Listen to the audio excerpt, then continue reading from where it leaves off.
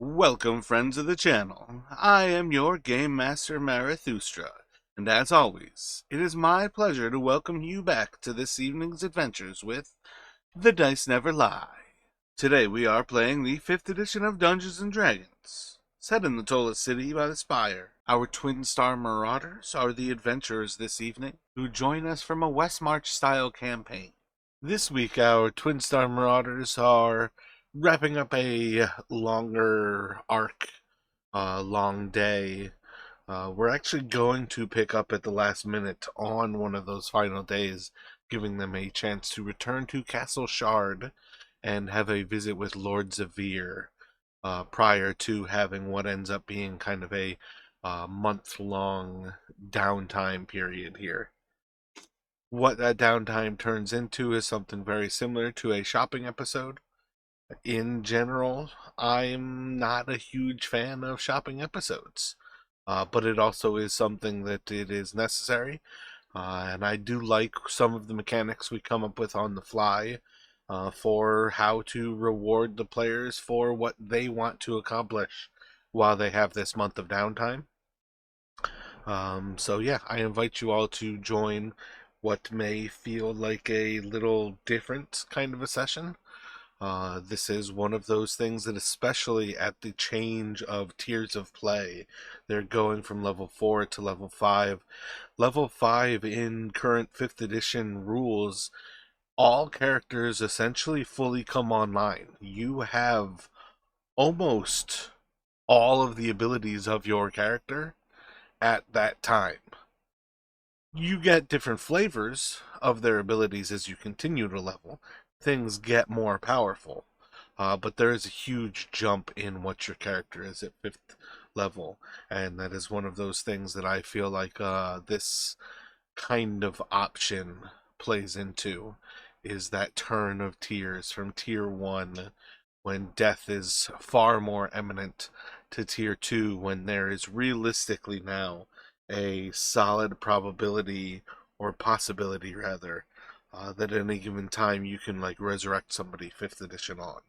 Death becomes far less probable at these levels.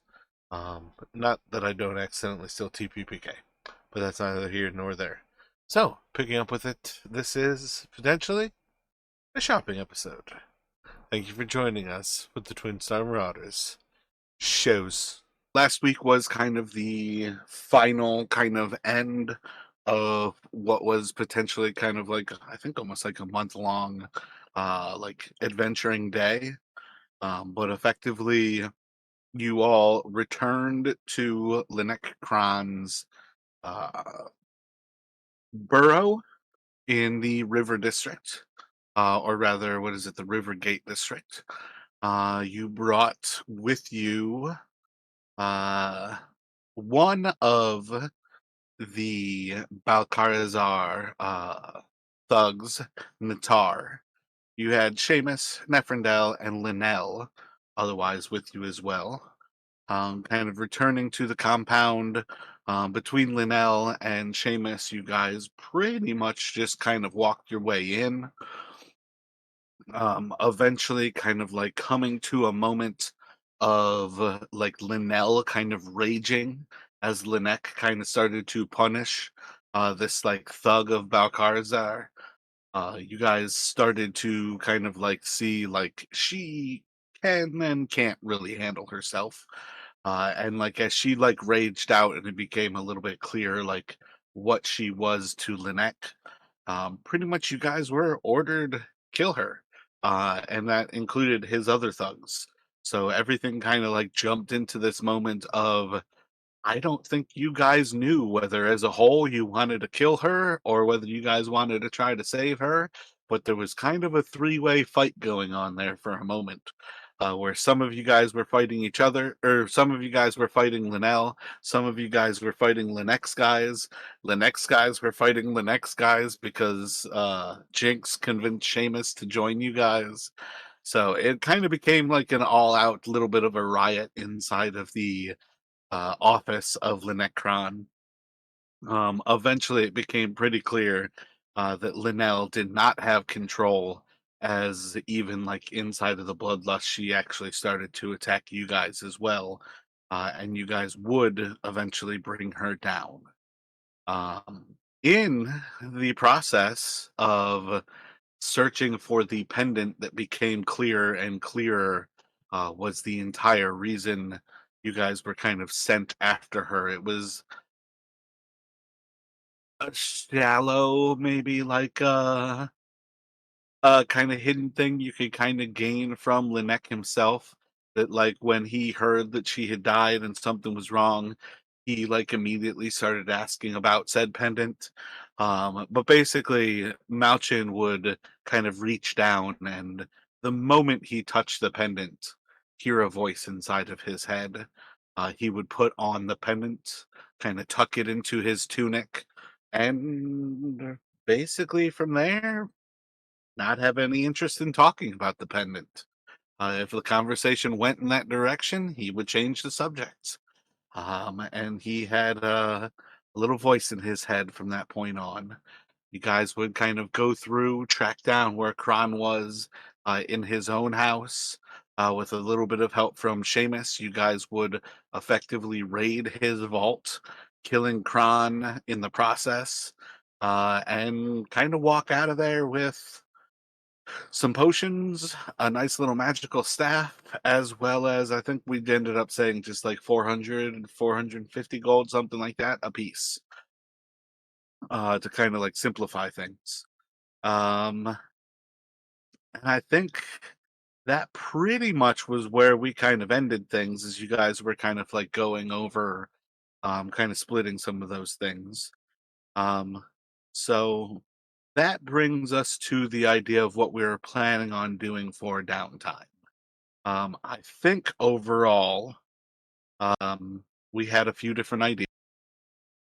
For instance, Dalton, I believe part of what you wanted to do was build up a forgery kit, which again isn't necessarily like something you just go out and buy so much as it's like learning what different seals people use, what different papers people use, having the different inks and the different waxes and the different papers like that for when you need to use stuff, knowing different family crests. So it's just as much knowledge as it is like actual materials. So that's one thing where like I figure you could just simply buy a forgery kit and make some tests. It's also a good opportunity for you to perhaps learn more about the city. So there's potentials there for you if you explore into that. You also wanted to kind of keep your ear to the ground, listening in taverns about what's going on with like I feel like kind of the void of Kron being dead, as well as to see what's going on with the Balakazars. And then I think the third thing that we kind of had in mind was you wanted to see about saving Karina, which was the other Balcazar thug who turned for you guys. And that also becomes the potential of bringing her into the guild. And I think that could also potentially work into the forgery kit because theoretically you could create a false identity for her and try to hide her effectively in plain sight by killing off Karina and creating a new persona for her to absorb. So those are the three things I had for you. If you end up with other things, I'll ask you in a few moments. Jinx, I believe we're trying to sell off all the pearls everybody got. You're trying to get your gamble on, trying to give away some of your money, and you're hoping to buy just something cool from Mayreth's Oddities. I believe you said you were not necessarily looking to commission something from Danbury's and the Dreaming Apothecary. And then otherwise, same idea. If you had something else in mind, I'll ask you in a few moments here.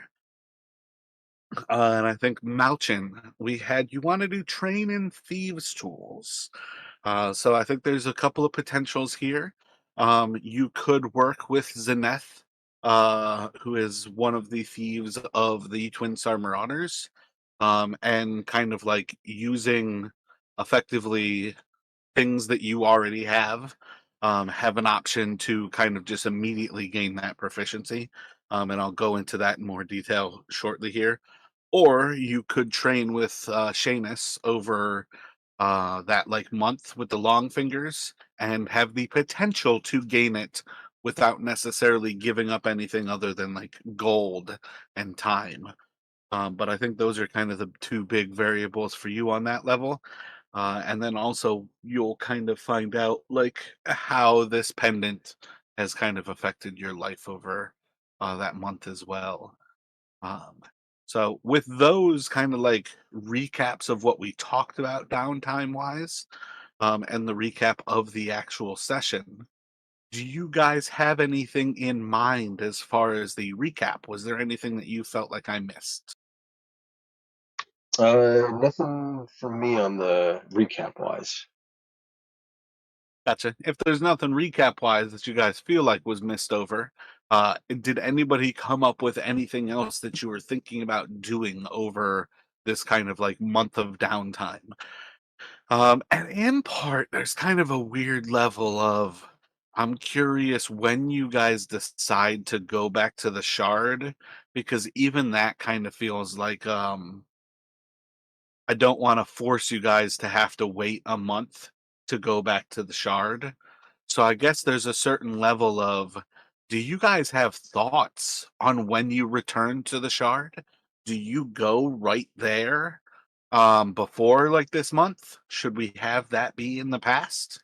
Or is that something where you guys are just casually you're gonna go to the shard when it's most convenient kind of thing? I think we had sort of discussed it, and from the impression I get, or at least my thoughts, would be to go like relatively quickly. I mean, we kind of went back to our place, collected our thoughts, but I think we would have went like pretty soon after that to kind of touch base and let them know what happened. Gotcha. So I don't think you need to go to the shard like you needed to go to Kron's that night, like with his daughter kind of thing. Versus you could go to the shard like the next day. And maybe we should attest like go into that before we deal with what you guys do in downtime. Does that sound legitimate to you guys? Yeah, I similarly think we would have gone relatively soon, maybe a day or two. But yeah, relatively quickly. So yeah, let me just have you guys roll a couple of d10s for me. That's a 1. 8 for me.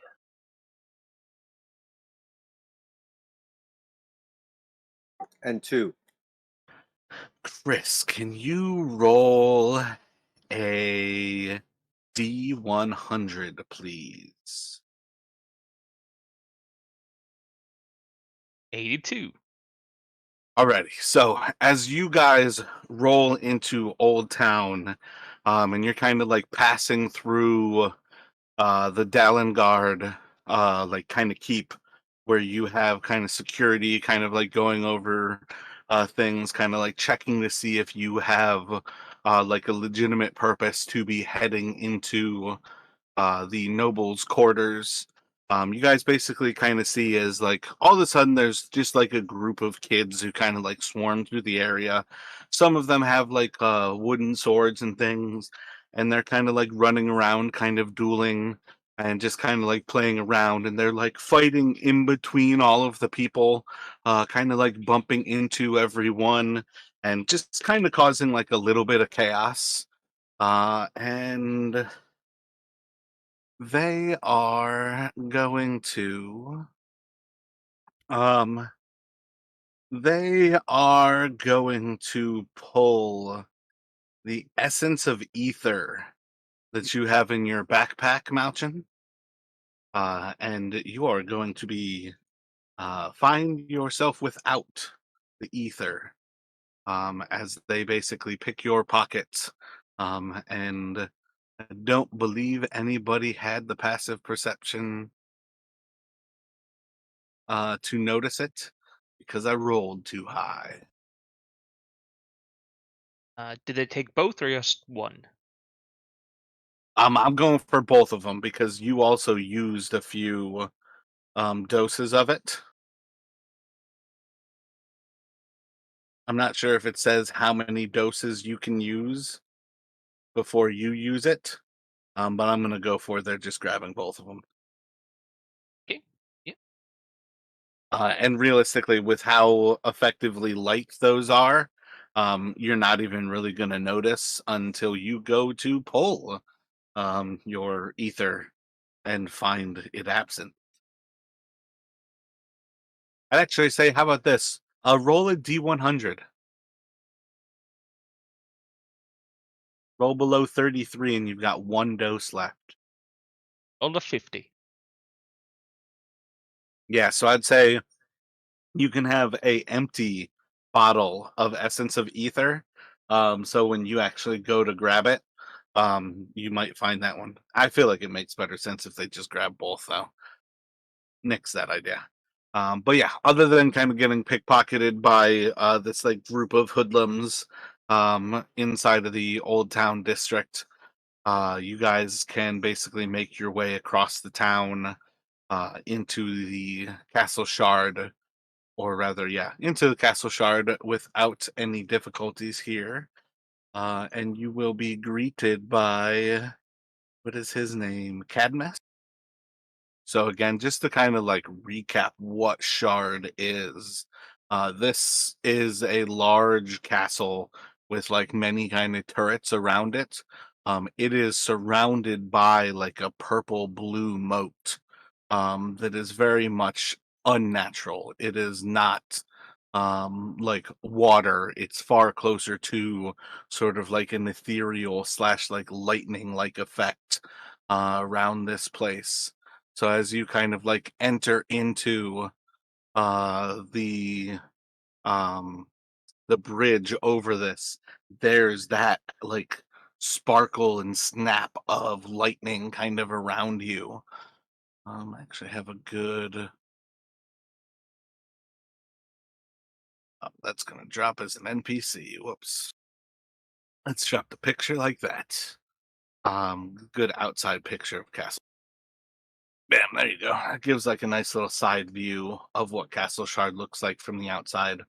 Again, you guys have like walked into this area already, where you kind of like come into the central area. There's like an entry area that you can see the actual like huge kind of like blue purple crystal that makes up like the entire center of this like rotunda. And then from the level above, you guys had the ball that kind of celebrated Easter. And you guys would have met, I don't have her name offhand prepared, but one of the other people who lives here was the like half centaur who a few of you slept with. But the ball was basically like Lady Rill made duplicates of herself for everybody to kind of dance with. Lord Zavir was in attendance, but you could kind of like schmooze with some of the people of the palace. But as you guys come across the drawbridge and enter like the open gates, Cadmus will kind of greet you right there. And you just see Cadmus just kind of like waiting as if you were expected this whole time, and simply kind of like looks to you on, depending on who's leading. It's kind of like a moment of, welcome, Sir Dalton, Master Malchin, Sir Jinx. Ah, what would you care for today? Is there anything you require?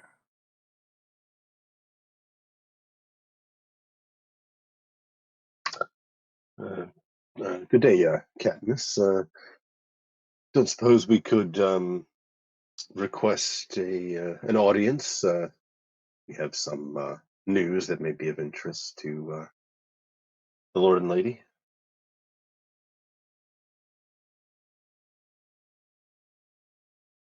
I'll notify Lord Zavir presently, and you all can wait in the meeting room. I don't suppose you could give us a heads up if the word had traveled this far of the flame being extinguished, so to speak. The flame being extinguished, meaning Oh, don't worry about it. It's nothing. That was in game. But if out of game you're wondering what I'm talking about, I was like trying to be subtle about us killing crawl? Right this way.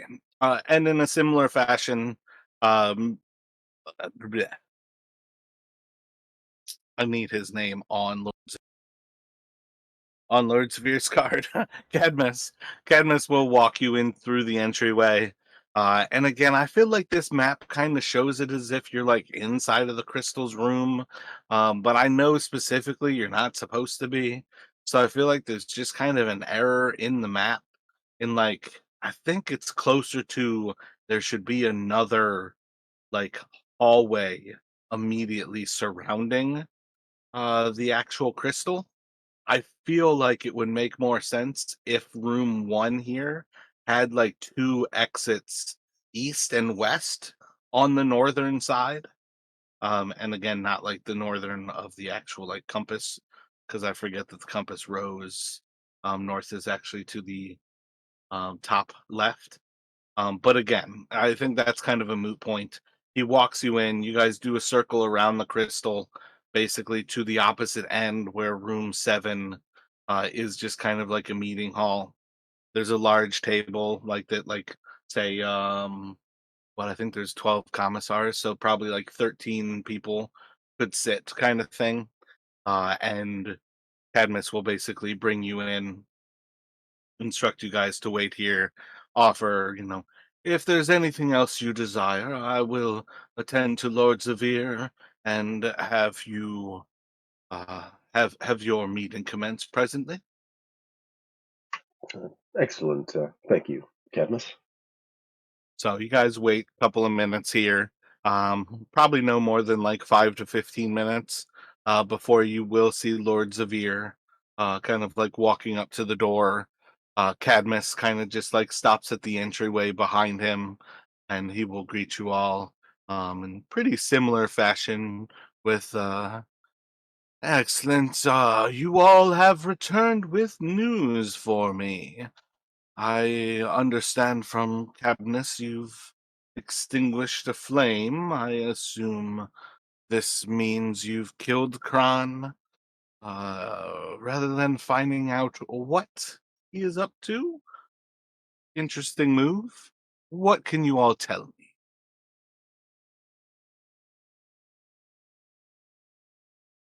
Well, it all started with the neck sending us to find his daughter's body.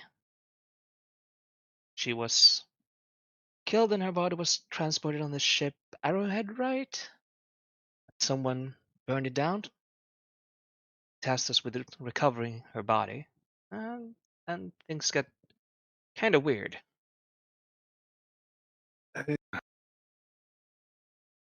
Recovering his daughter's body. She was aboard the Arrowhead. Well, her body in a casket was. She's supposed to be dead, but when we found her, she. Well, she's. The body was still moving at least.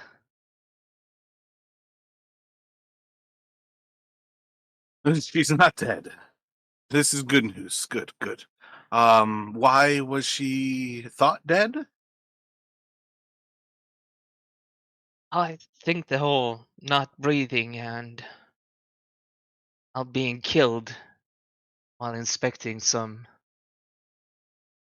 business before had something to do with it. Like I said, it got kind of weird when we found her. She was moving, but I'm pretty sure that she wasn't alive at least. Not from the way she looked at blood and how she fought. Yes, a bit of a lack of impulse control on that last bit, the blood. And I suppose we should, just so there's no miscommunication. She was not dead when we found her, but well, certain complications when we went to speak again with Kron. Yes, well, she is no longer um, not dead. I'm no scientist, but I think the word you're looking for is undead. I think she might have been undead. Some kind of dark magic or something at play.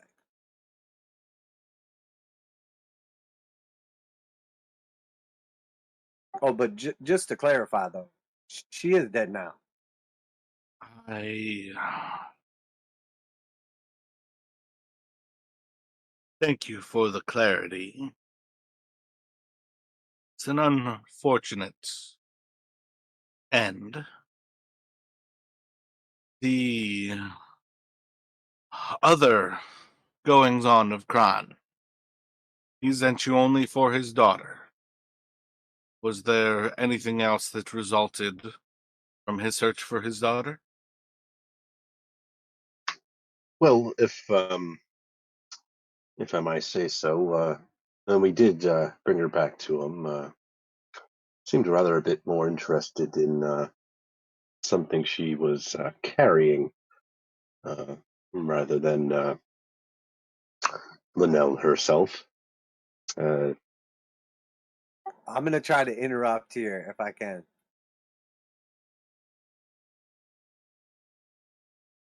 My bad. I don't want to Yeah, like in the step long on. run, that's more of just a question like Dalton, if Jinx goes in or up to you, are you gonna fight it? Yeah, I'm not trying to like step on your player agency or anything, so it's up to you, obviously. no, I think it makes sense for. I mean, obviously, Dalton's referring to the necklace. He hasn't come out and said it yet, so I think it makes perfect sense for if Jinx wants to interrupt at that point. And then you can go where you want from there, obviously, too. So there it was drugs. There was a lot of drugs. I mean, crates and crates of them. So his request was for an object and these crates to return to his trade. And a coffin too. He wanted the coffin back. The nature of these crates, did you look into those? Were they shrivel?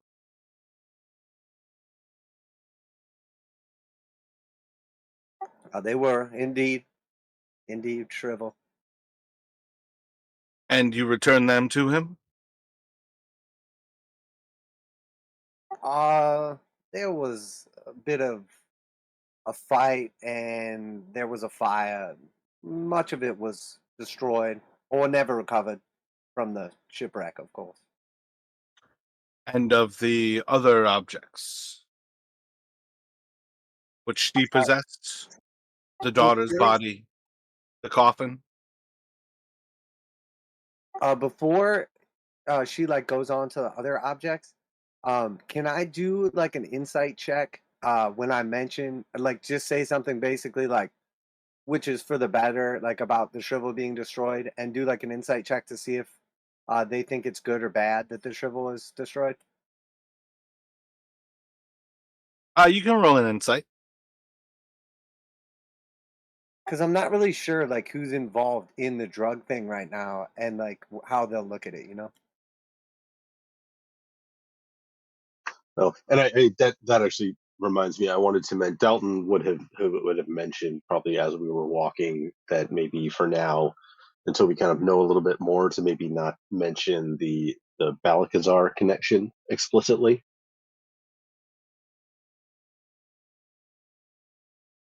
With a similar thought, that they're a pretty powerful family, and they might have connections with um, in addition to Kron, some others. So Dalton would have just kind of suggested maybe we don't immediately bring that up.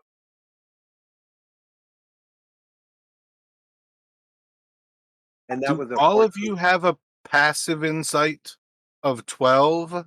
Or do you guys have 12, 10, 11 for passive insight? Malshin has 12. My passive insight is 13. And Jinx is 12. Oh, duh. I've got my headers above it. I could have just scrolled out. But you said your passive insight has gone up with Dalton, so you're at 13 now? Yeah, because he's skilled in that, so it'd be up to 13 now with the proficiency bonus going up at level 5. I think it's safe to say that you all recognize that, like, speaking of the death of his daughter certainly causes a little bit of a troubling sense to Lord Zavir. He's not pleased to hear that she died. Um, I think as far as Jinx trying to see where he goes with the shrivel, he's troubled to hear that you guys were tasked to return it. Pleased when you say that it burnt or was not recovered. And I think that's where, like, we'll kind of leave that for right now. As to how you guys interpret these things, you can kind of continue on with what you um, would like to tell. Uh, I think, and again, part of this is simply what I rolled for him. He's not passing over this, like, singular mention of something inside, like something that she had, and just getting sidetracked from it. He's continuing to go back to it. Might I ask, Lord Zavir, aside from the shrivel that was destroyed, were you was there something in particular you were hoping we'd find? My hopes and plans are my own. If I was willing to pay you for the information, do you feel that you were lacking in the information that I gave you? Is there a reason I should divulge my own intentions? Do you feel improperly compensated?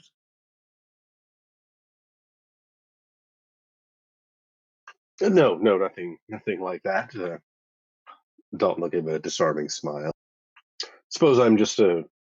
Yeah, I have been told I'm the overly curious sort. I meant no offense. Um, and he's essentially trying to be deceptive. They're trying to like play it off, but he was kind of fishing for some information. Roll a deception check.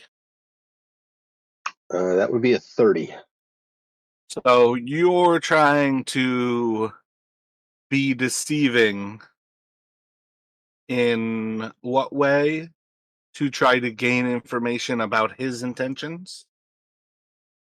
Well, no, just more like when he was kind of trying to play it off, like, oh, I've been told I'm a little overly curious, and like apologizing, but he was actually like trying to get information when he asked Gotcha. the So you're initial question. trying to hide picking for information with the deception that sometimes you're called overly curious. Exactly, yeah. So not a huge deception, but yeah. You need not apologize for curiosity in the trade of information. I abhor shrivel, and if it were as simple as my own choice, would destroy all those who use and trade in it. And he kind of like has just a few minutes of silence that he just kind of sits there in contemplation. Do you guys sit through an awkward silence? Does anybody interrupt and say anything?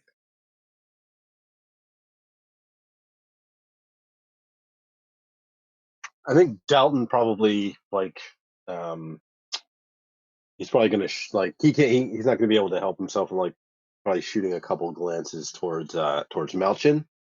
Um, he's not still not sure what is going on with like the whole necklace situation, but he's kind of reading. You know, it's like he can read like Jinx and Malchin clearly don't want to mention it, so he's trying to hold off, but he can't kind of like keep himself from just like glancing over a couple times. I Otherwise, think I think in general you would find that Jinx, when confronted with authority figures, tends to be like kind of tight mouthed as opposed to his normal like loose lipped self. So does everybody remain silent? You guys just kind of pass glances between each other? Yeah, Jinx is just gonna remain silent and just waiting to see what's going on. I think Dalton might, maybe after a minute or so, kind of, 'cause he's not really one for awkward silences. He might start talking a little bit more about like the sort of like cave we found, and like it seemed like it was being you know being used by some bad sorts, slavers. Not sure if they were same ones who attacked the shipment, or just found it a useful place. But and he kind of just kind of try to fill some of the silence with some additional information on that. Um, Still not mentioning like the Balakazar name or like the specifics like that, but talking about essentially found a couple of slavers and fought with them and that stuff.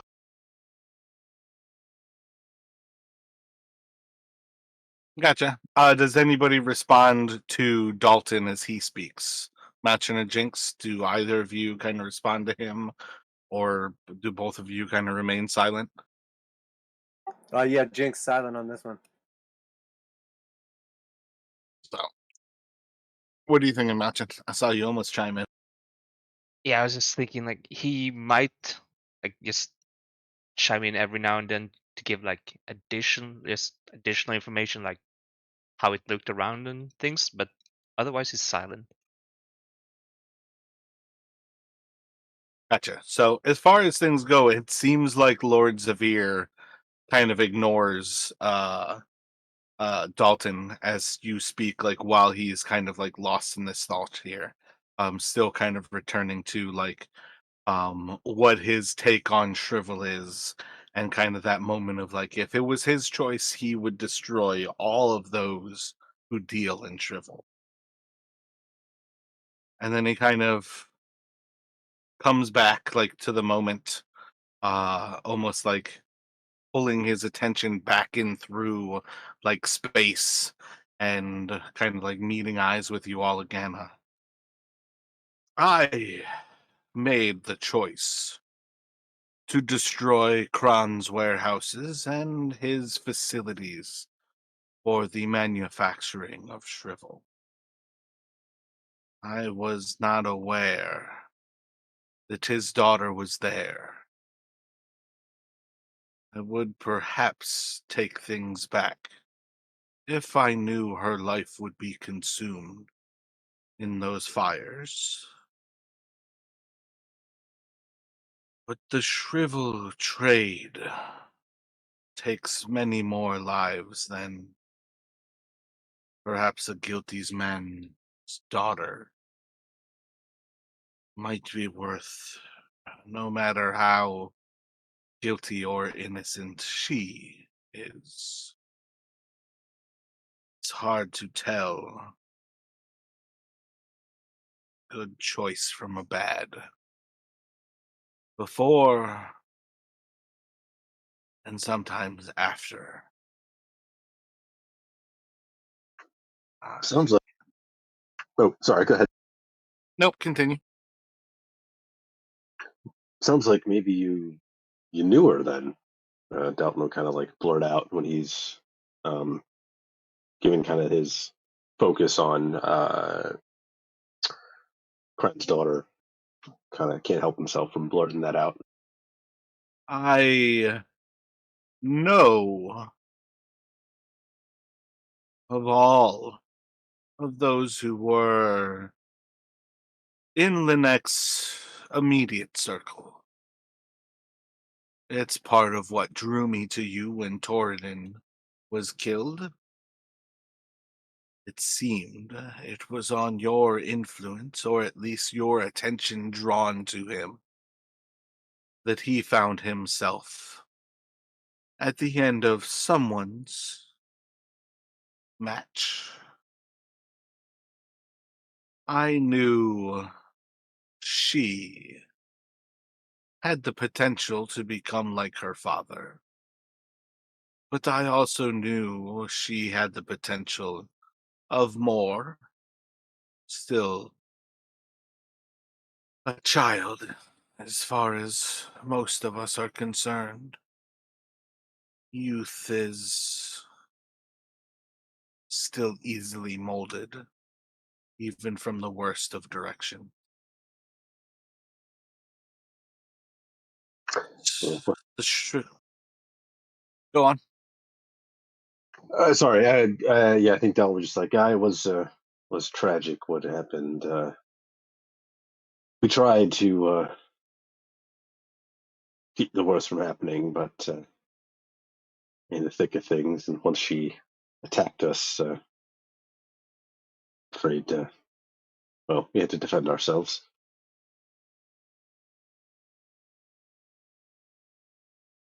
We did have some words with the girl before everything escalated, and she wasn't in on the shrivel. She had no idea.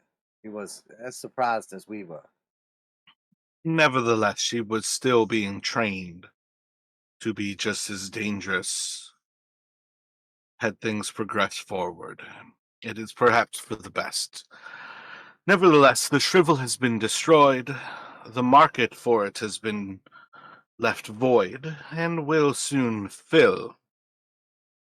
But I believe, with what you've told me about Linnec's attention, that perhaps something of importance was this object you are avoiding, or inside of the sarcophagus. Something more important to Linnec than his deceased daughter.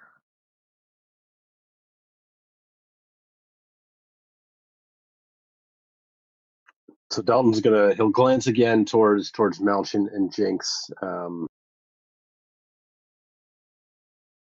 then he'll look to Lord Zavir and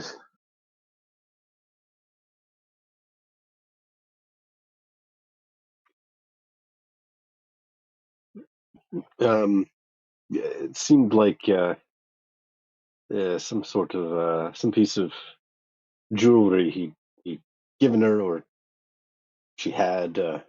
He seemed to want it back. I suppose it might have been valuable, I guess.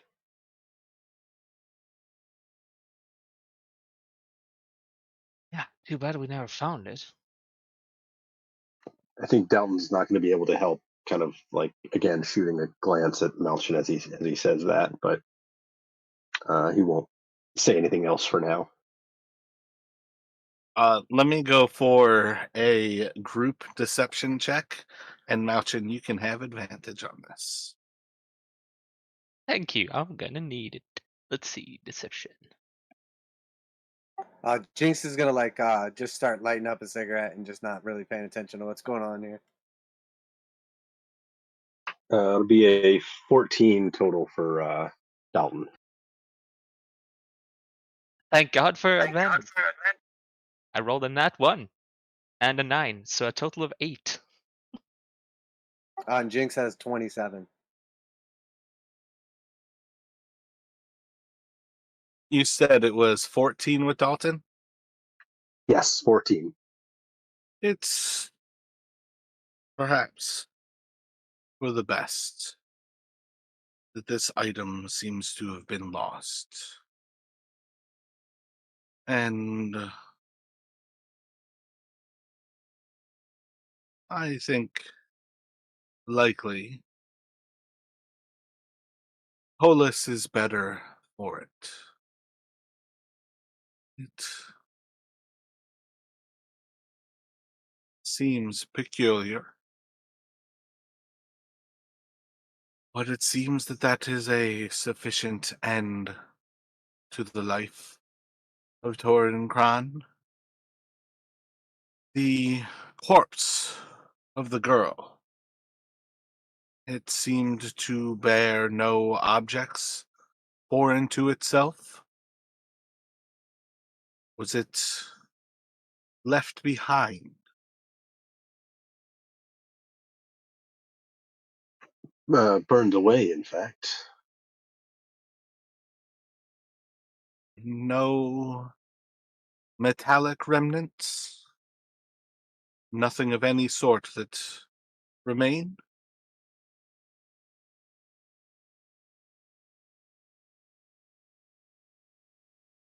I didn't find anything, but we weren't really looking for it either.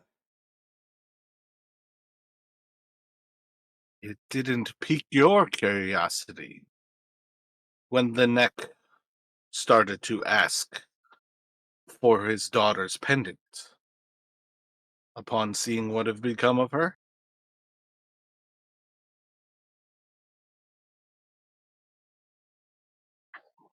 Well, I must admit, it did seem he didn't seem all that surprised when we brought her to him in her altered state. Um, um, you think this pendant had something to do with that?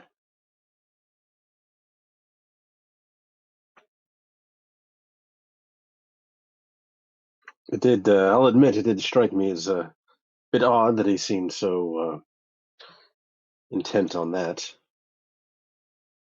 I mean, the whole situation was odd, to tell you the truth. One minute he was worried about his brother, then he heard about his daughter and couldn't care less about his brother. And then a minute later, he hears about his daughter, and then she's not dead. And then suddenly he doesn't care about this and that. And to tell you the truth, we don't have enough information, I don't think, to really know what the hell's going on here.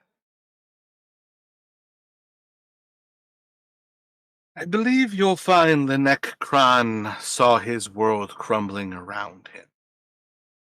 The death of his brother was not perhaps troubling for Kran, in that he could care less about his brother's life. The two of them had fought and ended things in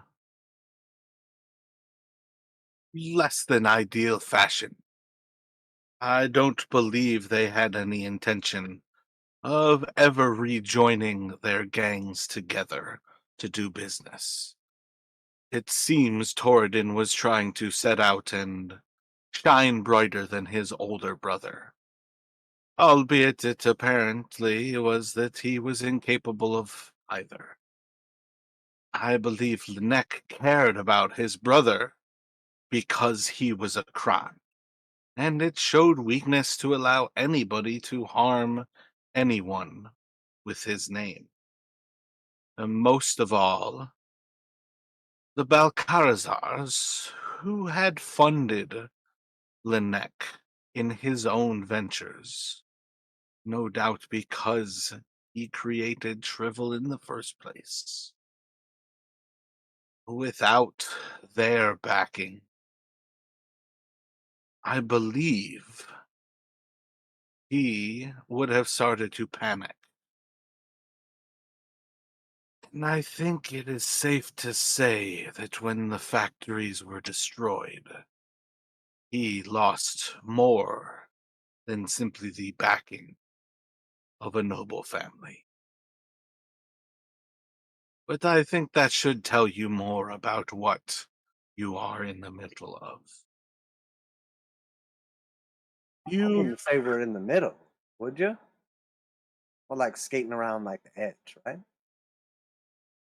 the object that has gone missing, it will be searched for. There's plenty of reason to assume that Linex's death will not be sufficient to assume that his family does not have secrets to tell. They've all gone missing, and you all are potentially the last ones seen with many of these things. But you've served my purposes. You found the information that I required and duly shared it all with me. You all served a few days' work. I believe it is sufficient to pay you for those days. I believe we discussed 200 gold pieces, and I would be more than happy to boon you all with 500 gold for the time served. Cadmus, if you would procure 2,000 gold pieces for our friends here. I believe you had another one with you previously and that I can trust. You will return her gold as well for Lady Neferndel. But other than that, do we have any more business? Do you think? Do you think Kren wanted the necklace back to give it to the Balakazars? That name rings a bell. Dangerous sorts, from what I hear. They have their hand in many criminal ventures, slavery to drugs, murder, gambling, really most anything that you could find in a seedy back alley. The worst of Tolis tends to lead back to them. Other than that, House Vladim. But that's another story.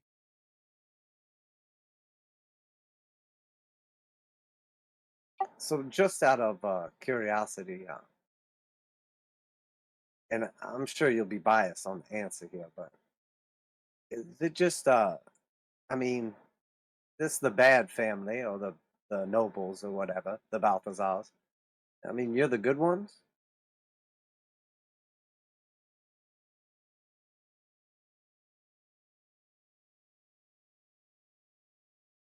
Castle Shard perhaps operates outside of such choices. Would I have preferred not to kill Linnell? Yes. Did I kill her with my own hand? No. Did my actions take her life? Yes. But I don't know if I could take it back. That Shrivel's destruction will save many more lives than she could ever save in her life. Who is good and who is bad are far more than the choices we make moment by moment. There are waves that ripple against the shore, and we see over time how the effect of a single stone can change that shoreline. And Cadmus kind of like arrives with a couple of large bags. But here's your coin. And he'll kind of like set out like one just in the center, handing each one of you like one of your own bags. A nice hefty, what is it? I think it's like 10 pounds in coin basically. Um might actually be a little bit less than that. But I want to say it's 50 coins is a pound. So yeah, I think it sounds right. Maybe it's even safe to say that there's just a 10-pound trade bar inside of there. Well, Dalton will try not to look too kind of greedy as he kind of goes to take his bag, and he'll and of course we'll make sure that Lady Nefrendel gets her share. She's our partner after all, and he'll kind of glance at Jinx as he says partner. Um, uh, did you have for the moment? Did you have any other pressing tasks for us? At present, I require nothing else. Tor or Linek Kran has been dealt with, and that is what I hired you all for. I thank you for your service, and we'll greet you another time. I think I speak for all of us when I say that I'm glad that our priorities are aligned, or our moralities, so to speak, and if given the opportunity to destroy Shrivel like that again, I'd like the match 1,000 more times. No doubt, in time, it will rise again. It will take some time to rebuild, but we shall see as things come about. The criminals have a way of dealing with one another before it gets centralized enough that I believe it is my place to act. I don't intend to kill every criminal in the city. I usually prefer to not act within the city, as it is not necessarily my place to steer Tollus, simply of my own will. Well, should you have need of us again, I'm sure you'll be in touch, and do give Lady Rill our best. Um, I suppose if that's all, we should be taking our leave. I'm sure I'm sure you're a busy man. Cadmus is going to kind of look to Lord Zavir and simply kind of like look to you all, and if there is nothing else, I can escort you all to the gate and you can continue on your way. Yeah, nothing else from Dalton, but he'll wait in case Malchin or Jinx have anything.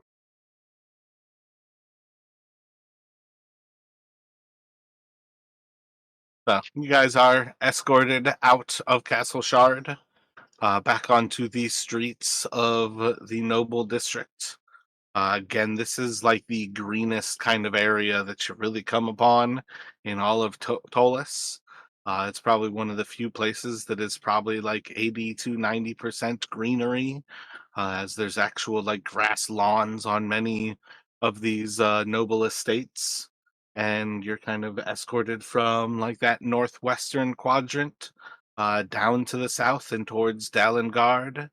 A lot of these kind of like overlooks still have some of the massive cannons that kind of guard Dalengard as well as the Noble District overlooking these cliffs.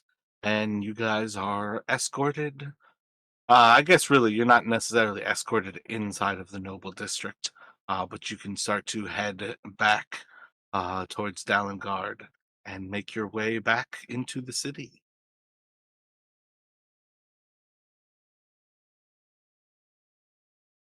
So when we're walking back, I think at this point in time, Jinx has sort of like looked the other way on this whole like amulet scenario. He kind of didn't notice, he kind of didn't say anything or whatever.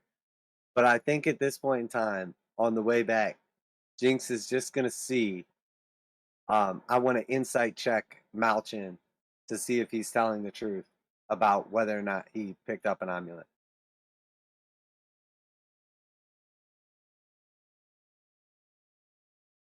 Like you're actively asking him, I would say Malchin can have a deception check at advantage, and you can roll a insight check.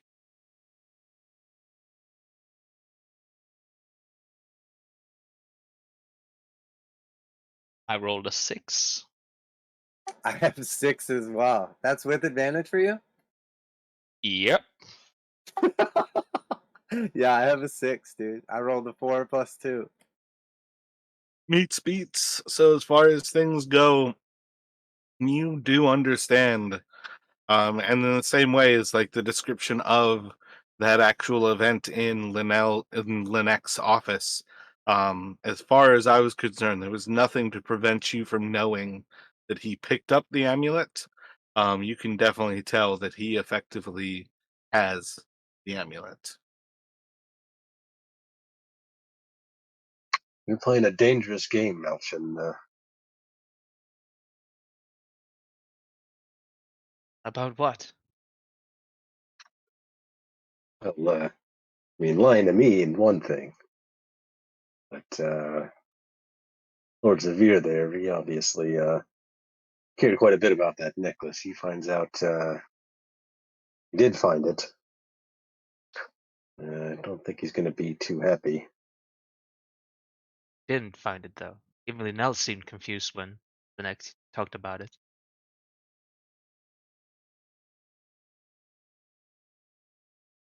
Saddam's kind of like open his mouth, close it again, kind of shake his head, and all right, let's just all right. Come on now, Dalton. I don't think Malchin's ever given us a reason not to believe him. So we should give him the benefit of the doubt. If he says he doesn't have whatever it is thereafter, there's no reason for us not to believe him. Of course you Yeah, shouldn't doubt me. I'm the most trustworthy pirate you ever know. know what I saw. But, well, I'll not bring it up again for now. Sometimes things are beyond us. I like to think that everybody deserves their own agency. If Malchin was to lie to us about something, of course that would change how we would look at it in the future. Sure, he'd have to have a very, very good reason to lie to the two of us. Or perhaps we were mistaken. But either way, I don't think it's the type of thing that we should let come between us.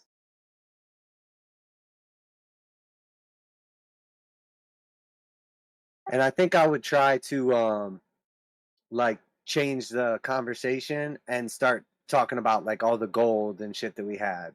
Like, just get away from like the whole situation and just talk about all the riches and how we're going to spend our money and just kind of try to distract the situation. Yeah, Malsham will latch on to that immediately. Just going, yeah, just try not to gamble all of it away this time. Well, they don't call me Jinx for nothing, but I've been feeling awfully lucky lately. I've got a feeling about this one. I'm going to hit it big. What about you, Dalton? What you going to do with all that scratch? I must admit, been feeling the gambling itch a bit myself, but I've got a few other things to take care of. To just be sure we don't you don't gamble away Nephrindil's share. Nah, I would never. Matter of fact, I need to spend a little time with her. That black trick that she had was awfully neat. Let me see if I can pick something up on that. So So yeah, you all, oh, sorry. what were you thinking? You had mentioned like over our downtime that we might be able to like possibly switch out a cantrip. I was thinking I would do that with light. Yeah, you can definitely retrain things during downtime. And that's kind of precisely it. So we'll get into that shortly here. Let me have you guys just roll a couple of d8s, or just a d8 rather. Let me have each of you roll a d8, please. 7. 5 from Malsham. 3, sir. Gotcha. So walking through the city here, You guys have relatively kind of like uneventful like travels. A couple of things are gonna kind of stick out as a little bit weird. You do have like an imperial officer who kind of like stops you all at one point and starts to kind of like question you all, and kind of like seems to kind of be giving you like the runaround, like he expects you to kind of like self-incriminate kind of thing, until after a few minutes he's kind of just like shrugs things off with kind of like not even on duty, but guys keep up to no good and I will catch you. And you just kind of have like a weird moment of just kind of recognizing like, do we have like criminal selves who look exactly like criminal doppelgangers who like look exactly like us who are up to no good? You're just kind of like walking across the city. You know, you're not doing anything bad. You're not looking shady or anything.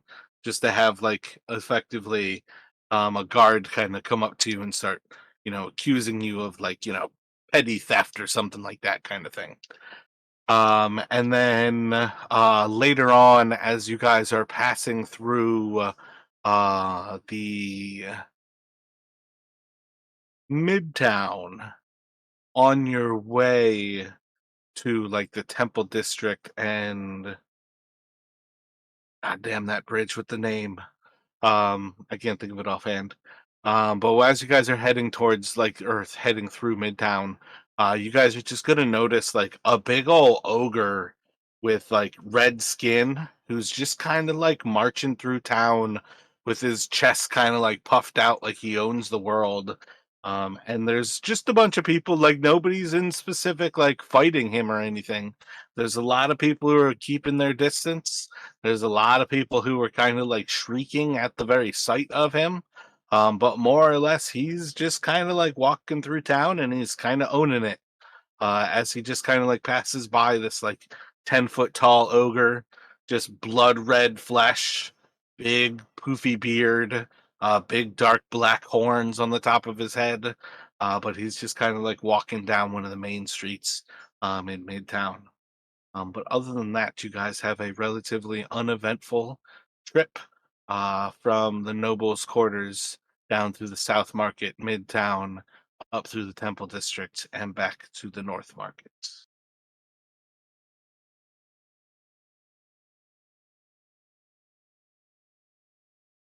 So I know that was an extensive time, but there was definitely a lot that could potentially happen depending on how you guys went about with Castle Shard. So I'm glad we did do that ahead of time. With that, though, I do want to then jump into what you guys decide to do with your downtime, as we're about to effectively skip a month into the future here for your characters. So, as far as things go, um, Dalton, I've got those two things for you, or three things for you about what you're trying to do is assemble a forgery kit. And again, that can be more in depth or less in depth, depending on how much you want to kind of sort of make some connections about it versus just buying one. Um, you want to learn about the Krans as well as the Balcarsars, and then you are looking into either sneaking Karina out of Tolis or basically creating kind of a fake identity for her to join. Um, I think at this point, like more and more, I want to like stop saying the Twin Star Marauders and focus on the idea of like you guys are Delvers.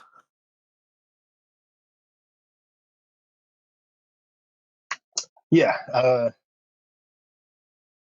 yeah. I think in terms of the forgery kit. So I mean, Delton has some, he has some experience with like looking, different kinds of papers and inks, but probably the um, where his knowledge is most lacking might be like some of the different um,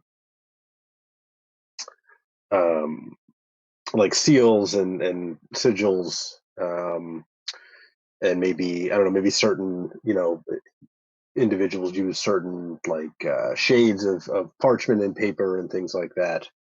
Um, So there's a lot of different options on how you can go about learning little bits of extra information here. Um, Guildsman District, there's a few like tanneries as well as like lumber mills, as well as just people who have kind of information from the nature of kind of constructing some of these things. So I think Tal Ingersoll, I believe, is someone who runs uh, an ink dealership kind of in the Guildsman district, but also in the Undercity market. Nalistar's mill is like a wood mill where they would make like wood pulp to make some of the like say like newspaper kind of things that you might come across. And then you've got like the tannery of the Ular Sons tannery. So those are like guildsman districts that you would already kind of know about. Um, I want to go immediately to Tal because I want to give you her information in particular because again, that's like your home kind of turf, which you're most likely to simply kind of have as potential directions to go. Um, yeah, my bad. So she's a leather worker. So she's very similar to the tannery, where like those two connections, um, Valium is like sheep or like calf skin turned into like leather pieces of paper. It's like the most permanent kind of paper that you can really do. So those are potentials that you could go to as far as like paper if you want to ever like kind of like go in that direction of like forging something. Not necessarily something to delve into here, but it's kind of something to go into.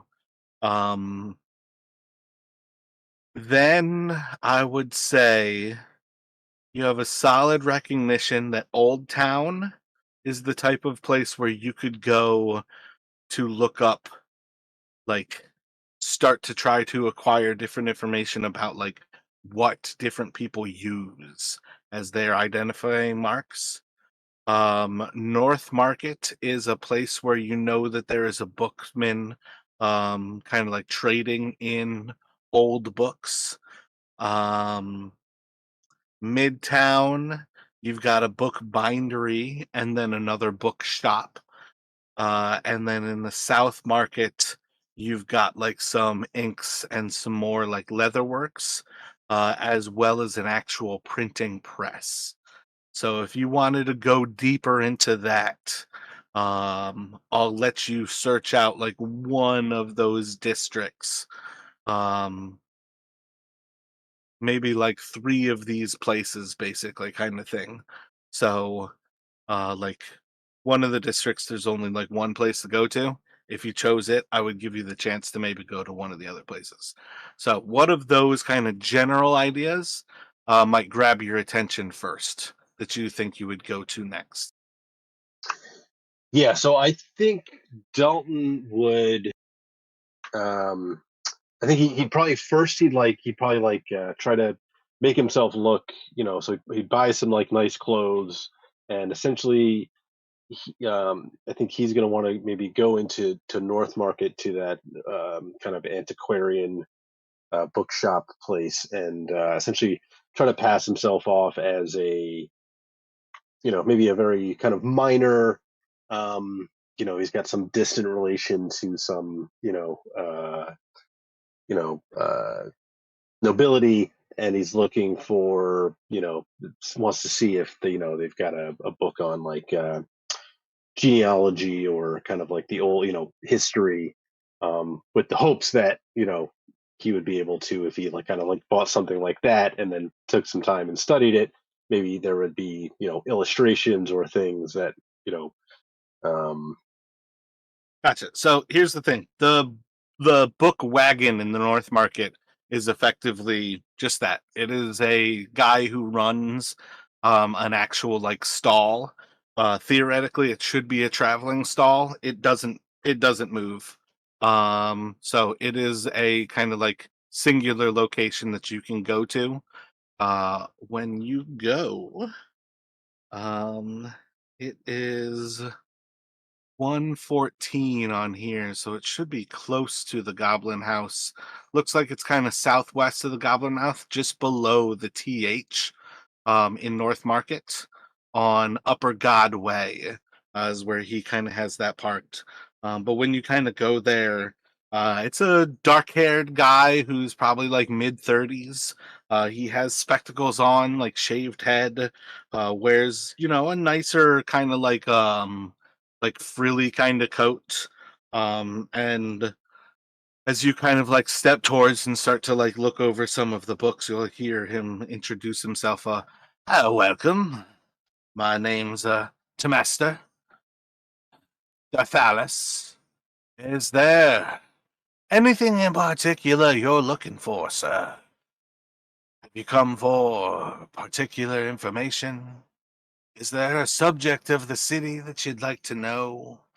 What piques your fancy?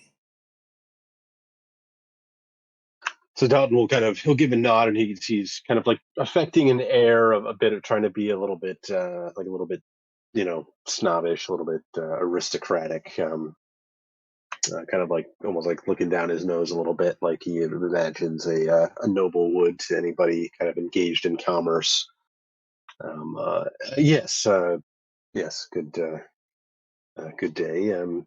Kind of like spend a couple of seconds like looking over the books again, and uh, well, I don't suppose you would have anything on uh, some of the old houses, genealogy.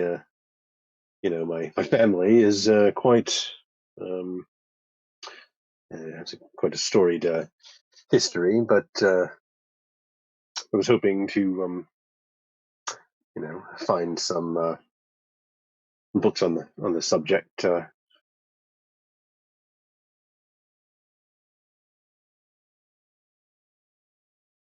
well-read man knows of many things.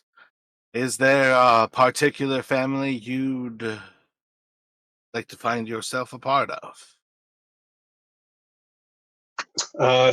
So Dalton will kind of um, I wasn't really expecting that response, so he might actually kind of like pause for a moment and why don't you just show me what you have, and I'll if something uh, catches my eye, I'll be sure to let you know. Essentially, he's like he doesn't have a good answer, so he's trying to change the subject a bit and like essentially just evade the question.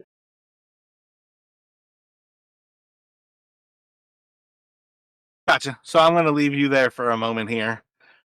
Jinx, we've got your priorities is selling the pearls, trying to grab a magic item from Mirace, gambling, giving away your money, and I feel like you brought up one more thing. Oh yeah, retraining your cantrip. What do you think is kind of your highest priority here?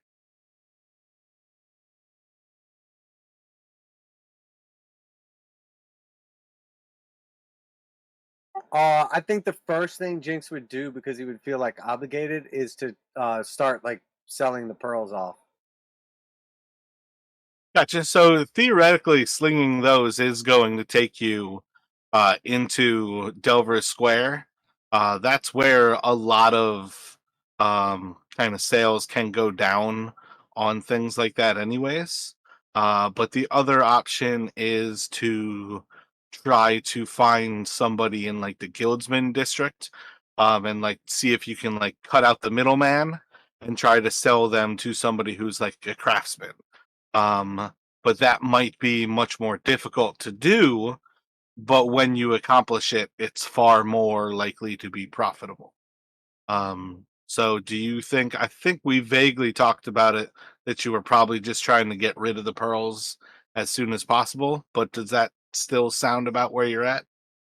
Yeah, I think probably I would go see Neffy, give her like her share of the money, talk to her about light, and then try to like unload the pearls. Maybe like in there. Gotcha. So Neferndel works at Danbury's Arcana. Like that's just like a little like kind of like coffee house and ale house. Usually it is relatively empty. There's basically a couple of like old wizened folk who are kind of sitting around there. As well as feel like his name is like Tabor Danbury. Yep, Tabor Danbury is kind of like running the place. And then he's got a barkeep who helps him depending on like what time of day you go, whether the barkeep is there. But otherwise, yeah, like if you went during the day when it's a little slower, you'd probably find like Tabor and Neferndel kind of like going around the place, dealing with some things. Um, but yeah, you could pass off her trade bar to her while she's at work. Uh, any other thoughts? But you're essentially again inside of Delver Square, anyways.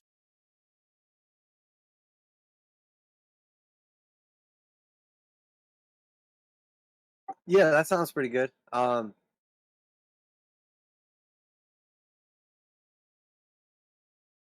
So I mean, if I'm already in Delver Square, I would probably either try to unload the pearls or look at the magic items. Was that at the same place she works too?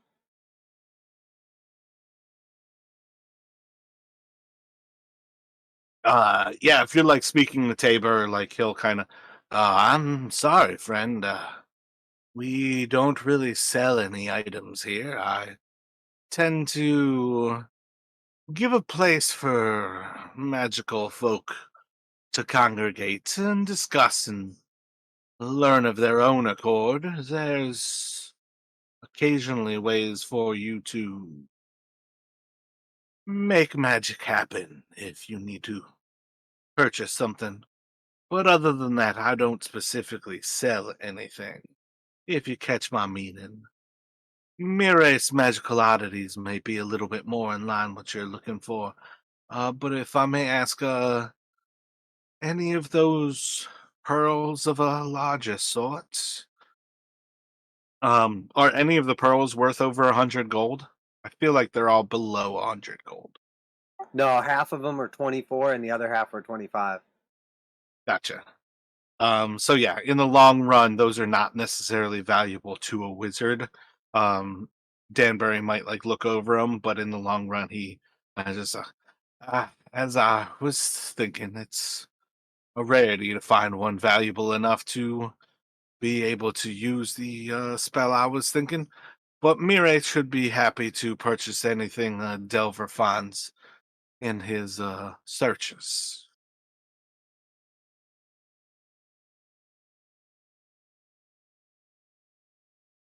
Yeah, all right, that's cool. I'll go over there and see what I can do then. Well, welcome to Mire's Magical Oddities. My name is Mire Toonweaver.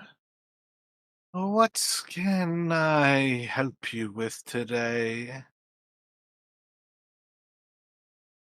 Just looking to unload a couple of well, have a look, and I'll pull out the pearls and give them to him.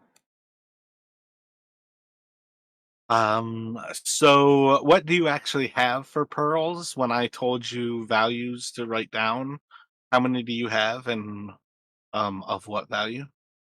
Three that are 24 gold and three that are 25 gold. Alrighty. Well, we um let me have you uh roll a persuasion for me and tell me how long you hope to put these on the market for.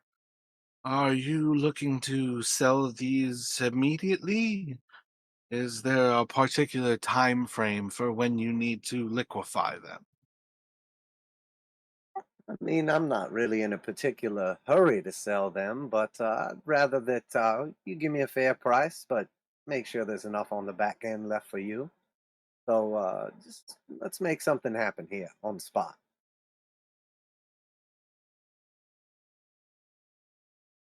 So persuasion is a 25.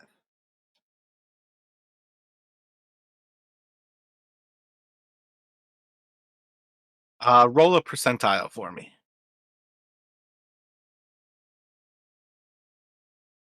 It's 64.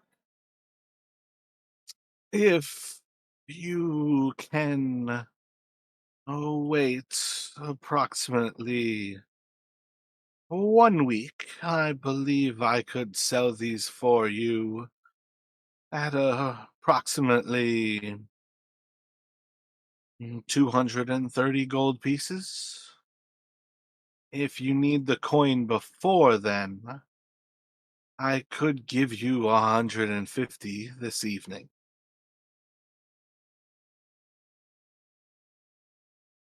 I'm not in a particular hurry. I was more just looking to wrap up some loose ends, but I could wait a week. That seems fair enough. So she'll kind of like wrap up the pearls and take them from you, and you'll see as she kind of like takes just like a piece of parchment, kind of like signs it, fills it out with something effectively saying like God, what would this be? Like April 13th, pay in the amount of 230 gold lions. And then she'll sign Mireth Toonweaver, and then she'll kind of like turn it around to you where there's like an X position where you can sign. If you would be so kind as to sign here, and she hands you her pen.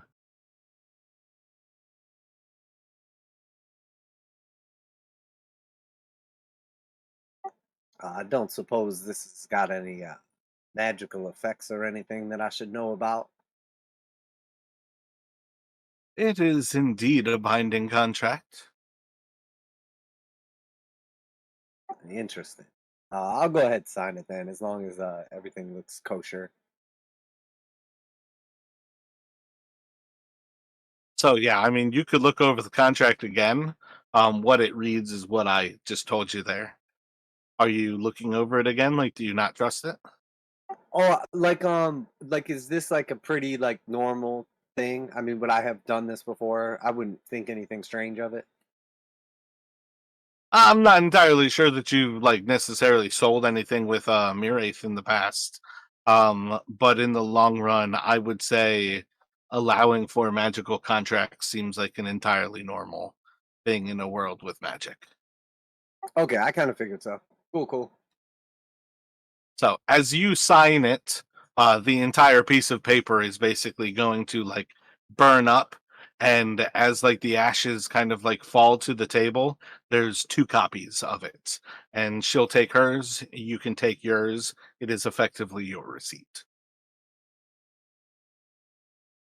So right now, that little piece of paper is worth 230 gold. You just have to return to Mirate's oddities after the 13th, effectively wait a week, and you can come back to gain 230 gold. Um, while you are here, you could roll a D100 for me. 24. Apparently, I have not opened that list of magical items in a long time. Give me one moment. I may have lost it when everything crashed last time I reinstalled Linux. So I may be looking for something that doesn't exist. For now, let me go to Mauchin. I'm going to jump. So, Mauchin, I told you that you have the potential of um, either modifying your ASI that you took recently. You could like drop the dexterity and go back down to like 17 dexterity, or you could drop the strength and go back down to 7 strength and gain intelligence, which would give you access to a proficiency. And what that would effectively be is you could train with Zeneth, who is a part of the Twin Star Marauders, and she could teach you how to use these tools. The other option is you could train with Shanus and the Longfingers Guild, and it would be a little bit more kind of like in practice. There would be an actual cost behind it, and there would be a test to see if you even accomplish it. Uh, do you have any thoughts on how you want to go about training your ability in Thieves' Tools? I think I would go with Seamus, paying him. Gotcha. Well, if I'm gonna take you into the Longfingers Guild, we're gonna have to pay some dues and get you in there the old-fashioned way. We're gonna have to pay up front. It's gonna cost you um it's gonna end up costing us about 50 gold to get you in through the doors and in through all the suspicions of the Longfingers. Paying off the different people to say that they know you and whatnot there. But once we start training, it should be between probably 5 and 10 gold a day to make sure that we actually have different people skilled enough to kind of share their knowledge with us. So 50 gold right off the bat, just to try to make your way through the long fingers. And I need you to make a charisma roll for me, please. That's 6. Gotcha. So, Seamus kind of like starts to take you down into some of these like safe houses, and there's definitely like a lot of kind of like pushback from different people. Areas where like you can tell some of the shadiness is just from like Seamus being gone for a while. You hear him over and over again, kind of having to explain to people, like dealing with kind of working for Tori Linek Kron and how he's been a pivotal member of the rise of Shrivel in Tolis, and you can see he's got like a little bit of clout, like just from that, but that he's having to kind of like defend himself from it, and then eventually kind of like getting through all these gates and whatnot to kind of get in the door. This first day is going to cost you another 10 gold to the actual person who you're going to have train for you.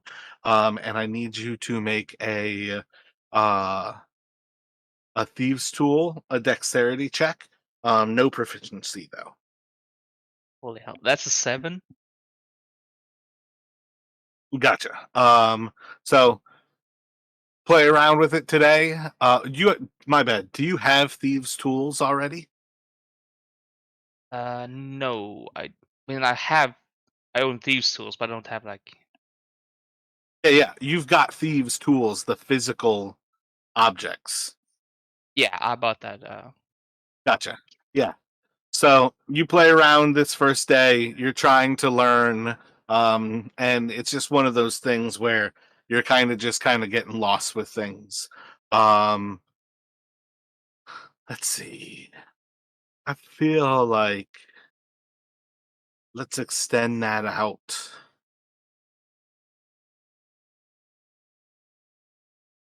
I feel like you're potentially doing the most powerful thing, kind of trying to learn a whole new skill. And I'm kind of tempted to say, um, to actually extend it out and say go for another 50 gold, and that is a failed test, like for the week to learn. I think that kind of makes more sense. So at present, I think we'll go for this is kind of your first week kind of going by. You've got your into the long fingers. You've dropped 100 gold so far between just getting in the door and then spending, like 5 days with different thieves who are kind of training you in like the trade of picking locks. Um, and I think we'll kind of like stick with that there. As far as your little friend goes, um, anytime there's violence around you, this thing is going to start to be like a uh gadfly in your ear, where like just the slightest bit of violence is always kind of like drawing you towards it and almost like begging you to just leap in and kind of murder any old person. It could be children fighting on the side of the street while you walk by. And this thing starts to tell you to go over there and to kill them. This object should creep you the fuck out. Um, it should very quickly become known to you that this thing is possessed by something that is quite evil. But you don't necessarily have control over it as far as Malchin goes. I mean, more Chris should start to recognize that this thing is a possessed evil object. Um, but just kind of as you go, like violence itself kind of sparks this thing. Blood makes it ravenous. And it's one of those things to recognize even more so that when you are close to those who are bleeding, it will constantly beg you to feed.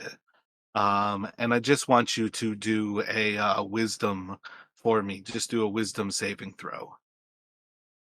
That's a nat 1 for 3? So I think you resisted all of the actual like attempts for it to get you to feed the other day.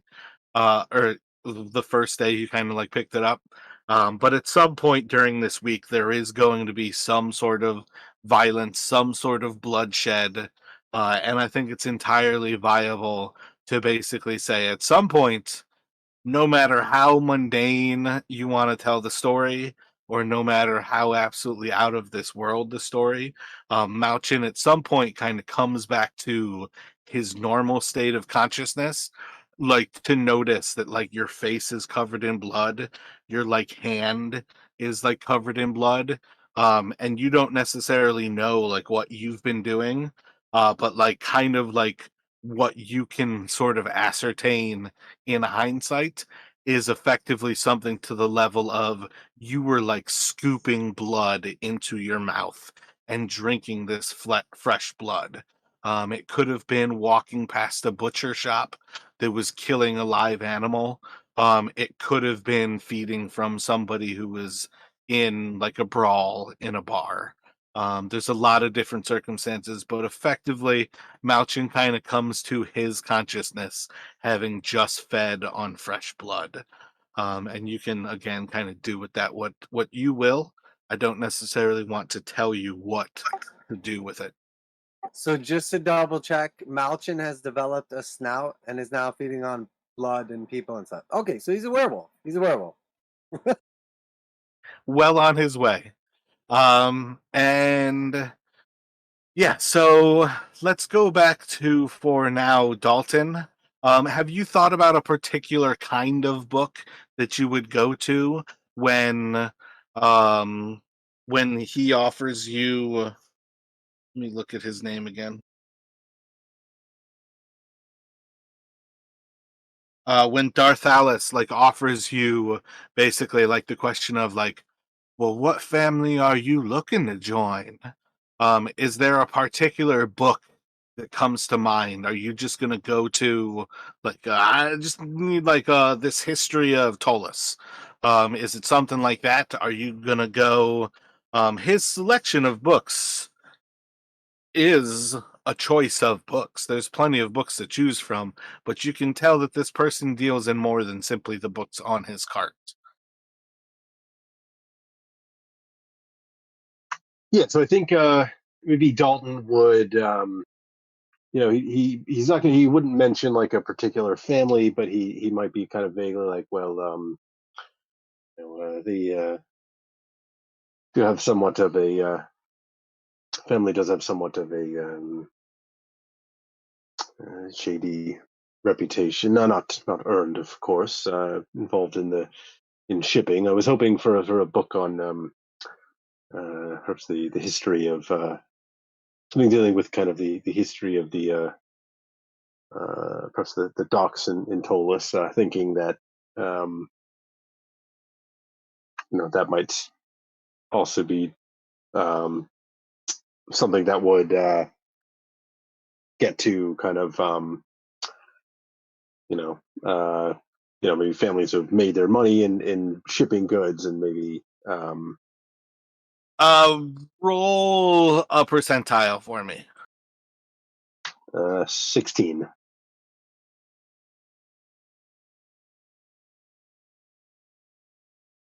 Kind of like looks over the cart and, well, perhaps you're looking for the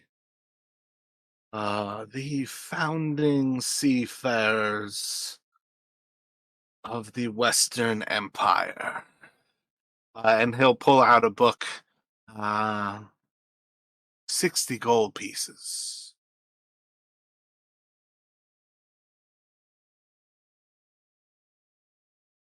Dalton will he'll nod and yes, that's. I suppose that would make a start. All right, and he will pull out the coin to purchase that book.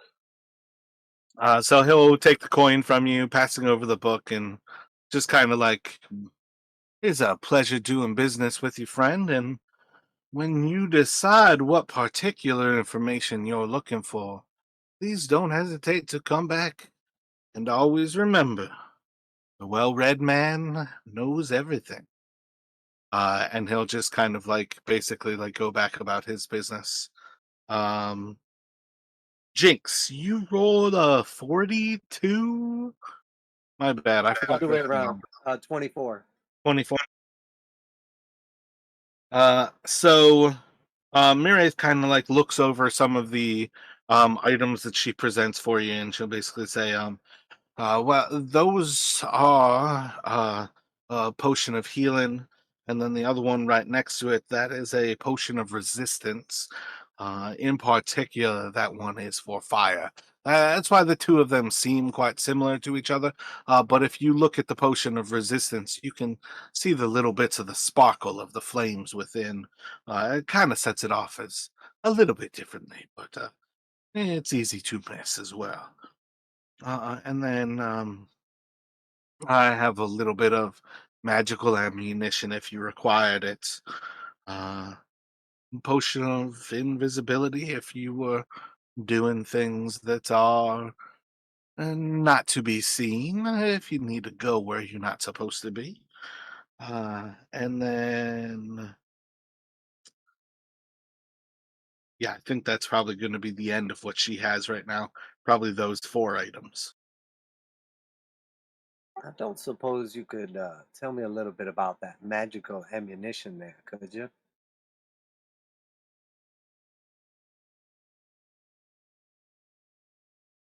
I think roll a d6 probably. It's 1. Um yeah, so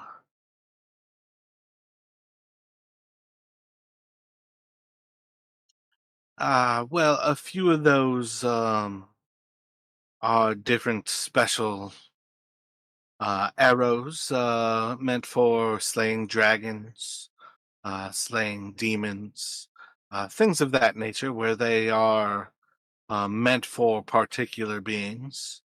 I believe some of them are simply just more likely to hit true, but they all kind of vary. But and it's predominantly just an actual quiver of arrows. And I'd say that there's like 8 different arrows in it. It's just depending on what you were looking for from each, they all have their own prices from. somewhat affordable to next to unaffordable, depending on how much money that you have. Albeit 230 gold might buy you some of those arrows. And that's the type of thing where it's like one magical shot, and then it has like a special effect affiliated. They are indeed expended upon use. Their magic is far more fickle than if you were to have an item that was imbued with the same powers. And now I know this is gonna come off as a really stupid question. I know already before I ask it, but I still need to ask it. Is that like the type of thing where it needs to be specifically shot by a bow, or are the magical principles like fluid on that item? In particular, these are all arrows. They are all four bows, regardless of what bow you use. This would be different from like bolts of a crossbow. A crossbow would not be able to fire these. Okay, of course, obviously. And you clearly could not take one of those arrows and put it inside of a gun. Obviously. Speaking of guns, you know,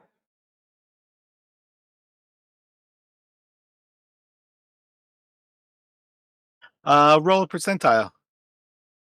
yeah, and I You think have. Go ahead. I think I'm gonna just kind of like subtly at first, but then like kind of poke around a little bit. Like, hey, do you sell guns? Do you know anything about them? Like, etc. All right. It sounded like you just asked about a gun, though. Yeah, that's what I mean. I asked about a gun for sure, but I just mean like I want to start like kind of opening up this arc a little bit because we've heard about them and like it's piqued my curiosity. We found that one. You know what I mean? Gotcha. Roll a percentile for me. I'm sorry, 57. Do you have all of the paperwork? Are you legally allowed to own a gun? I can't sell you a firearm if you can't legally own one. Oh no, of course I would. I'm sorry, I'm not that well dressed right now. Of course, I have my paperwork. I don't think I brought it with me today, but I mean, I don't need to buy the gun today either. So,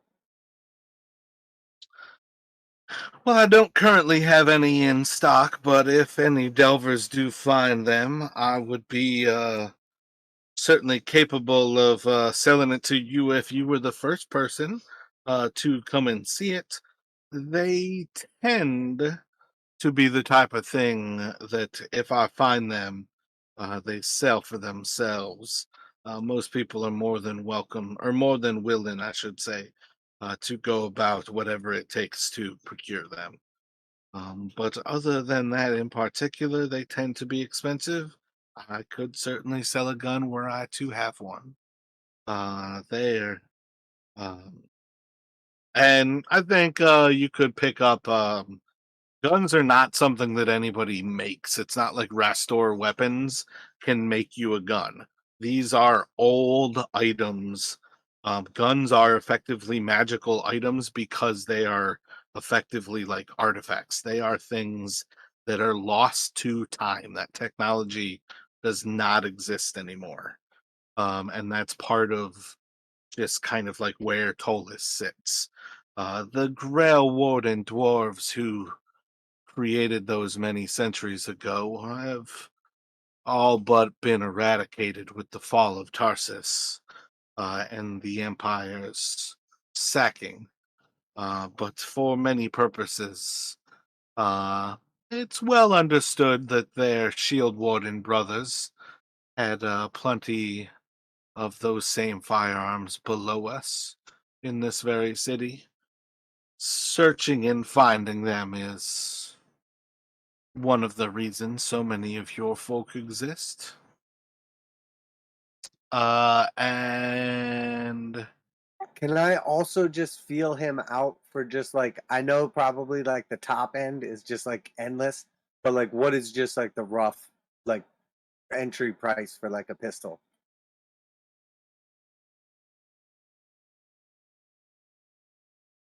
Depending on what quality they are found in, it's going to be anywhere from 500 gold on up easily into 5,000 gold for some of these items.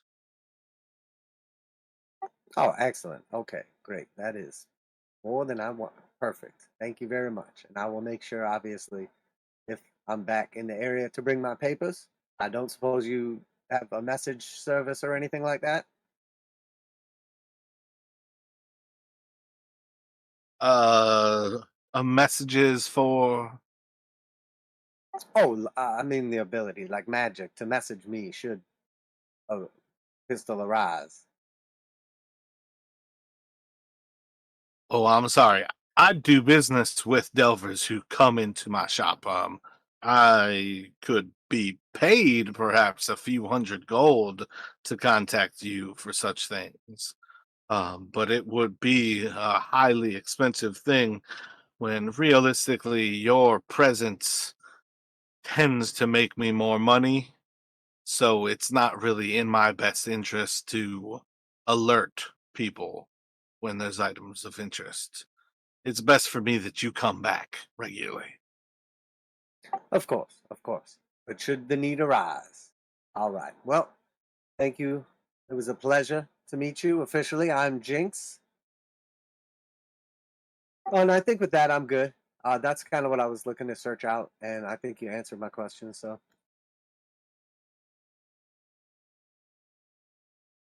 Gotcha. And then we'll take that back to Malchin inside of the long fingers. Um, Actually, I think that kind of solidifies like everybody's kind of like first weeks of things happening. Um, oh wait, one Little thing. bit. I'm sorry. Would either one of you wanted me to have bought that potion, or would I know that we have like potions fairly available in the future? I didn't mean to just like not buy it and just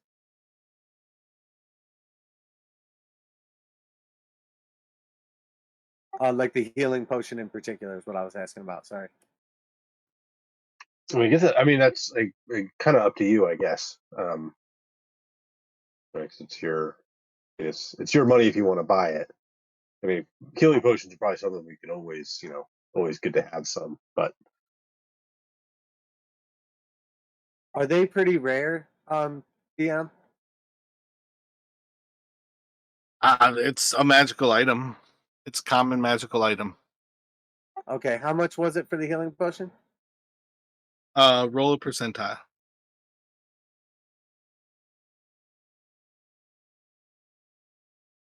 42. Uh, I've been asking 70 gold for that one there, but you've brought me these pearls. I could do 60 for you. I think that's more than fair. I appreciate you. Yeah, so I will do that. I'll grab that up.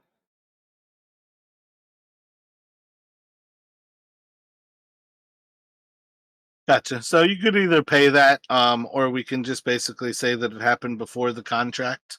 And I would say just like note that the paper says 170 instead of 230. All right, done. So my bad. Theoretically, Dalton also has like the option to read about the founding families of the Western Empire.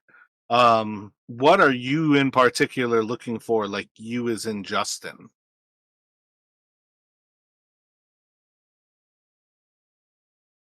yeah, I mean, I guess for with the book, I guess it would be more. So maybe not necessarily like if there are any like illustrations that of like family crests or anything like that within that book. Obviously, he would be interested in like practicing, copying those. Um, but for a book like this, it would probably be more like names for maybe like future research. Like he's almost thinking like, okay, maybe a name that is not really used anymore, but it's essentially something that's he could, if he wanted to, essentially forge like documents that maybe referenced kind of Roll some a of these names.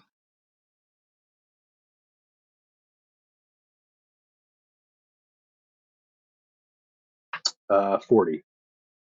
So I think you'll find some of the families that you actually have heard of regularly enough. But I think you'll pick up on a little bit of kind of like extra information in there, as there is, in particular, one family who's kind of fallen out of existence. And I'm trying to look for their name, but yeah, I'll get back to you on that one. But there's definitely a family who I think can kind of fit into that idea of a family who's like fallen out of seeming existence in Tullus. Yeah, I mean, this is nothing that he's planning to use like immediately. So yeah.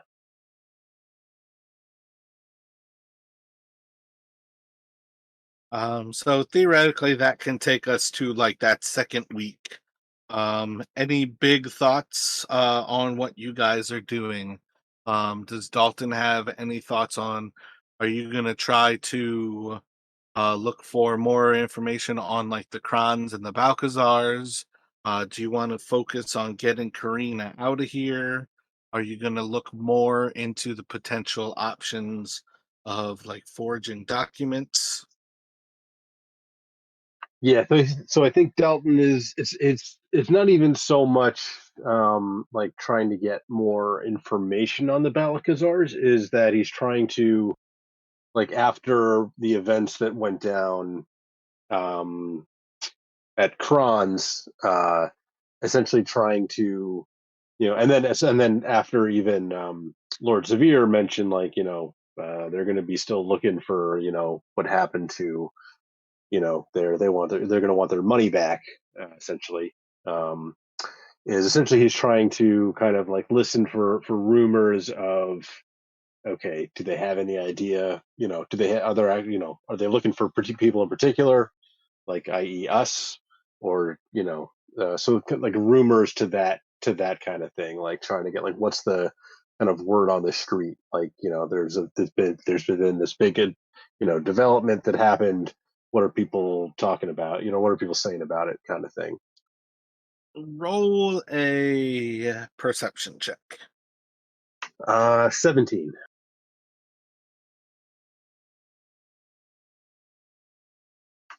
Oh, actually, we should be using a D6 now for the proficiency die, right?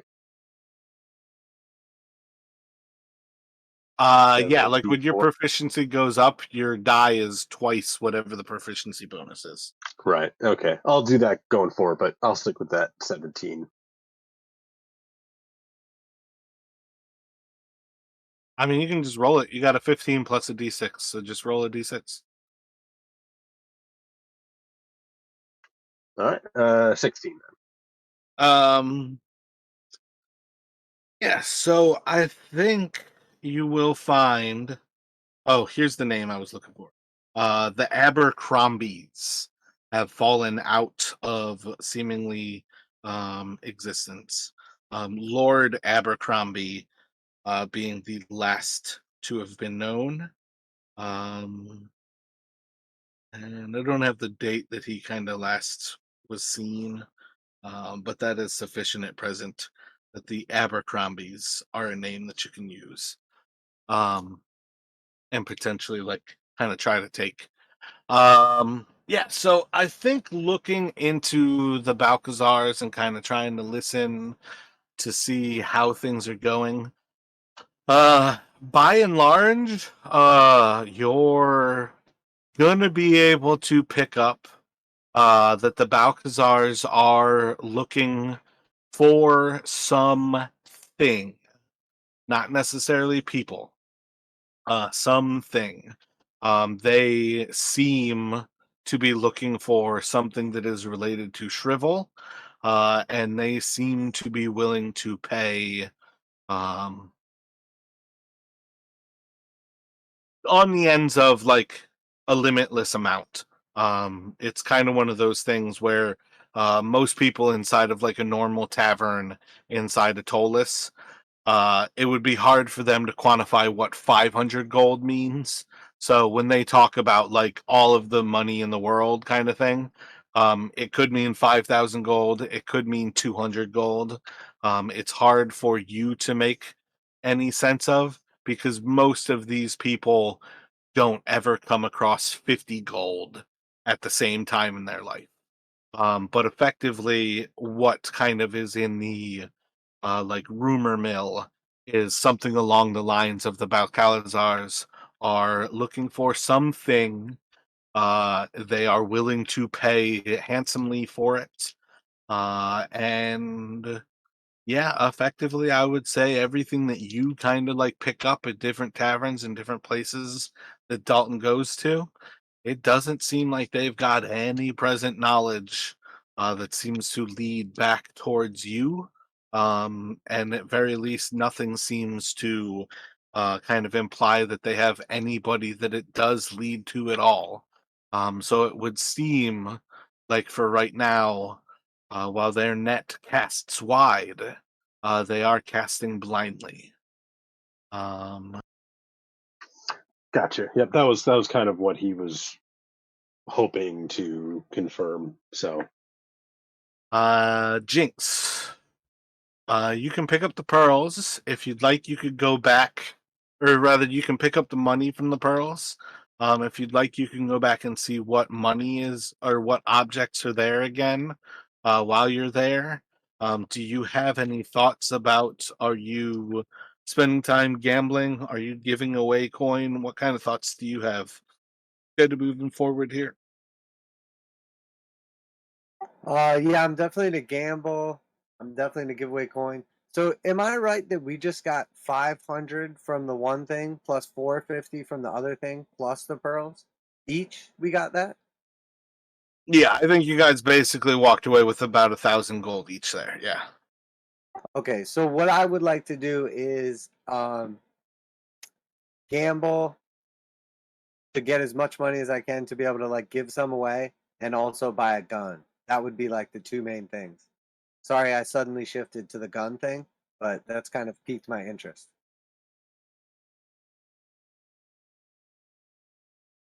And Got I think maybe I would have like talked to Dalton a little bit and asked him about like paperwork or if he had thought about like forging paperwork to carry the gun or anything like that. And kind of talked about some of that stuff there. I believe you were with him when he basically spent like 100 gold to have like the actual paperwork filled out to be legally able to carry the gun. yeah, I think you were. I bought a license and bought some like I think I also bought like powder and ammunition and stuff. But the license itself, I think, was pretty straightforward. Just you pay a certain amount. Do you ever like carry that or no? I haven't really been because it brings attention and I don't really know how to use it that well yet. That is one other thing that Dalton probably should be focusing on is finding someone who knows how to actually shoot this thing and but I think also training with it would be wildly expensive. So he's never had the money where he could even kind of consider that before. But for the most part, he does not. He has not been carrying it around with him, like when they go out. Yeah, okay. Well, I think yeah, I would just get filled in on anything I didn't know and refresh on what I did know. And yeah, I think that would be my goal then would be to get um a pistol and a license and then give away as much gold as possible. Preferably gambling or maybe I just lose it all. Who knows? But I will give each of them their share. Like Which 74 gold. what was 170 total you told me. Gotcha. After you bought the healing potion, I gotcha. So yeah, that's just like 57 gold a piece kind of thing. Yeah, 57 gold apiece, and then I have no use for a healing potion. I have like tons of healing. So whichever one of you guys wants this healing potion, it is for you. Well, keep in mind, just because you guys have healing doesn't mean it doesn't necessarily behoove you to carry a healing potion as your like belt potion, because that way, if Malchin ever needs to heal you and he doesn't have a healing potion, or if Dalton ever needs to heal you and he doesn't have healing at that time, he sees a potion on your belt and can heal you. That's one of those things about like that like bonus action potion. It's also a explicitly visible potion if somebody is running up to your body to heal you. So there's value in healers carrying potions, despite it not necessarily behooving you to use it. But I think in the long run, you guys can kind of figure that out, like where you put potions as you start to collect them. I do think it is wise to collect them when they are available. So I would say you could pick up the coin and check magic items and gamble. Or you can gamble and get your registration. Yeah, I'll do that. Grab the That's fair. coins. Yeah, I feel like it'd basically be the type of thing. I don't want to let you just do all of these things. But like it's just the priority of I think is like whether you gamble. It's just I don't know. What were you saying there? Like gamble, pick up the coin, and see what magical items are available. Oh no, I'll do license and gamble. Gotcha. Yeah. So the license is really going back up to Dalengard, and taking the time to kind of fill out everything. I think you've got your imperial citizenship. That's the big thing that you need to fill out to get the firearm paperwork. So you can pay the 100 gold to get that, and you can legally own a firearm after that point. So if you ever find one, you can legally purchase one. Hell yeah. And you guys each got 77 gold from me for the pearls.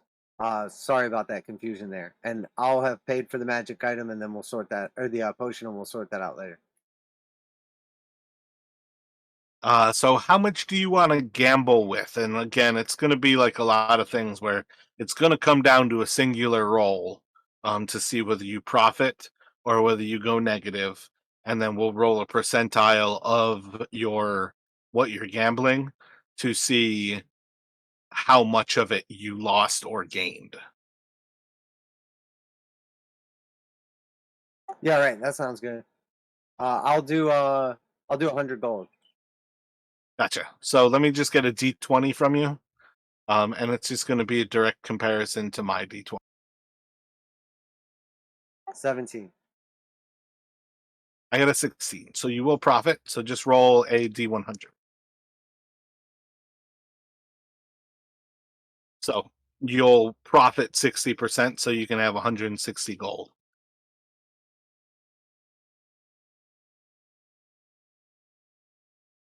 But really 60 I gain, right? Yeah, yeah, yeah. Okay.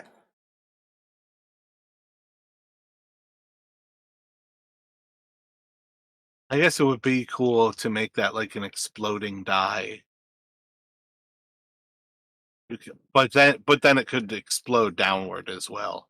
Um, so maybe I'll create an actual gambling game that has some sort of function like that. It is one thing that I think is mildly interesting is actually creating a gambling function. And there's enough like black market gamblers that if you actually started to go into debt, you can meet some pretty legitimate contacts there. But I think that gives us Dalton was week 2, Jinx is week 2, and on to Malchin training again with the long fingers. So I think Malchin, if you can give me a charisma here, and we'll see how much you kind of have to pay, and then we'll test. So I think that's gonna put you at, say, like 8 gold times 5 for this one. So we'll do, what is that, 40 gold, and then what was it, dexterity for the thieves tools, no proficiency, to see if you pass or fail.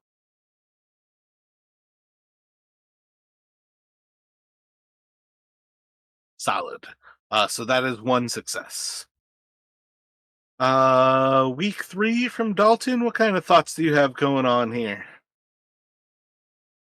Yeah, so I think he has, he's been mulling over, while he's been busy other things, he's been mulling over, what to do about Karina. And I think he basically decides that, she might be useful to keep around if he can convince her to essentially throw in with us. Um, and it might also, if we can essentially, if he can try to craft her essentially a new identity, because even if he gets her out of the city, there's no saying that Balakazar's tendrils don't extend outside of Tolus. But if we can, essentially, yeah, give her a new identity, and she doesn't have to be looking over her shoulder quite as much. That might be better for her too. So he'd be trying to convince her to kind of throw in with them.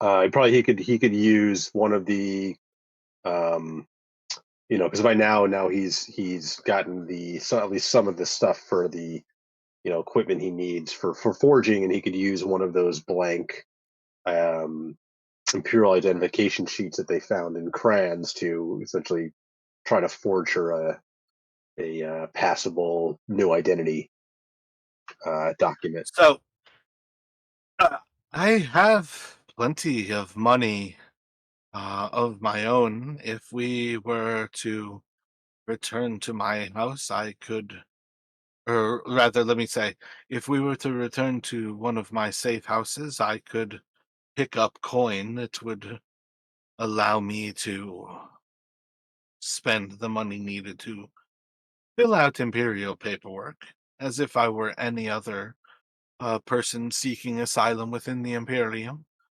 But if you are willing, you could certainly uh, fill out one of those imperial citizenships, and that would be effectively, you could have advantage if you use one of those that you got from Kron's vault, versus otherwise, if you felt capable of simply filling out these things, you could make me the paperwork, and that would just be like the straight roll. So, like, you could try to forge the document. You could simply fill out the documents that you guys already have that are blank, or you could try to help her, like, effectively sneak to simply pay for it.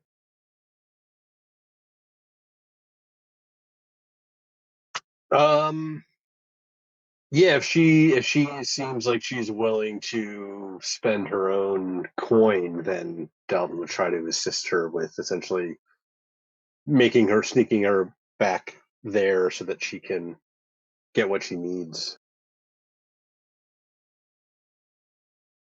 If it is acceptable, I can return to my safe house alone, and I'll return here when all is finished. If you would like to travel with me, that is fine. You could try to disguise us, perhaps. I'm not sure how sneaky you are, but I can usually disappear into all but the brightest of sunlight. Well, if you want a little extra protection, I could craft a simple disguise. I don't think it'll hold up to close scrutiny, but just perhaps it let's change your hair color a bit and maybe profile things like that. Basically, he would offer to essentially use his disguise kit to try and give her, just to kind of change some of her facial features and things like that a little,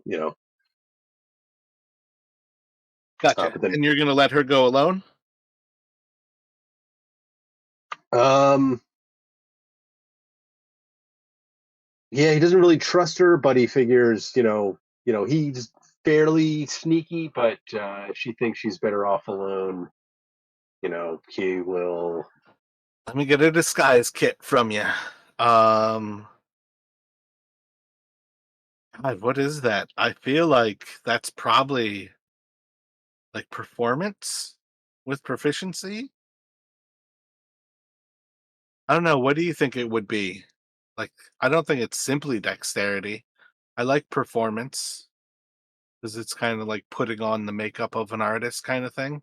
Does that sound good to everybody? If he's trying to help hide Karina, is a performance check a good way to have the disguise kit?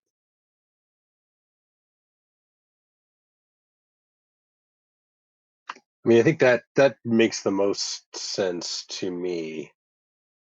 Yeah, it makes sense. Just how good a job you do making a disguise. I think that's legit. Yeah, makes sense. Gotcha. Yeah, let's go for a performance here.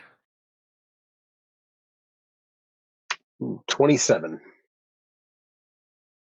So you can make her up to effectively like look kind of essentially like say like an old hag, or you could like make her look like a young man or something like that.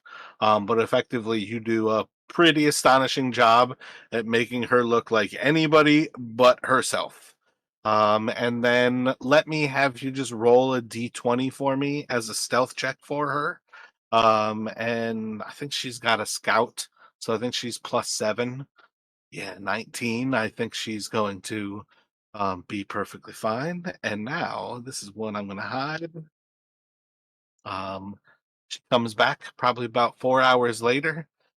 She has a few hundred gold coin and some imperial paperwork, and kind of like moves in with her little bit of stuff. From this point forward, Karina is effectively one of your NPCs. You guys can continue to trust and distrust her as you will. Just like I would say, any given NPC should have levels of trust and distrust between you guys. But as far as things go, you released her into the city and she came back. So on many levels, that probably confirms a lot to you as well. Yeah, it's yeah, and Dalton's thinking, well, she doesn't, she knows that we could, if she double crosses us, we could let it slip, maybe to like the Balakazars that, yeah, by the way, she's still around or something like that. So it's kind of, yeah, definitely not like fully trusting her, but so far she hasn't given us any particular reason to distrust her, specifically either. So.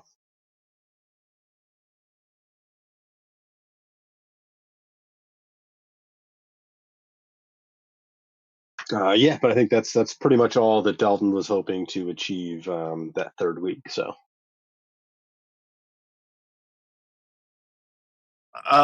So that brings us back to Jinx. Um, Gambling, checking for magical items, and giving away money. I think you could do any two of those three. So I assume start with gambling, and then. But what are you thinking? Yeah, I'll do gambling and You could also, if you wanted to, like gamble twice. I'll just gamble and check in. Oh man, you know what? I'm gonna gamble and we'll see how the first one goes. Gotcha. So Uh, I'm gonna do 150 this time. gotcha.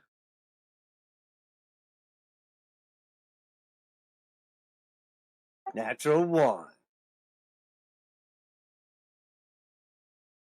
All right, so you will lose out here. Roll a d100. 56. So what is that? Like 78 gold?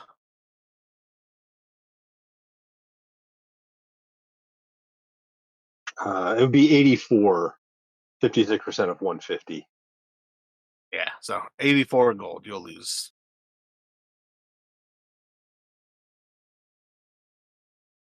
Okay, got it. And how does that change the rest of what you're looking at? So I'm gonna go to the orphanage and I'm gonna give them 400 gold. That is potentially buying a firearm that you just gave away.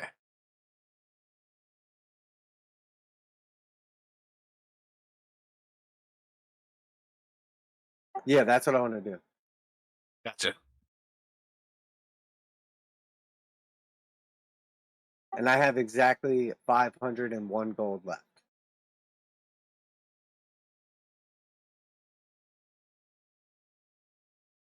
The level of what that gives you, like, essentially no wiggling room on rolling to find that the pistol is being offered for a higher price than its minimum value. Well, I have some leeway. Actually, I have 7 silver if I have to like push it. Gotcha. So yeah, 400 more gold to the Order of Daira. Yeah, Oh, they gotta clean that place up. It's rough. Like there's some hazardous stuff in there. I mean, so we're gonna get it built up a little bit, get it a little nicer. You know what I'm saying? Expand it out so we could get some more, offer some more help to the community. We gotta clean this city up.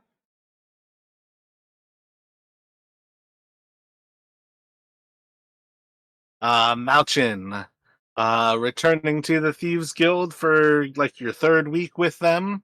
Let's get another proficiency from you here, or charisma.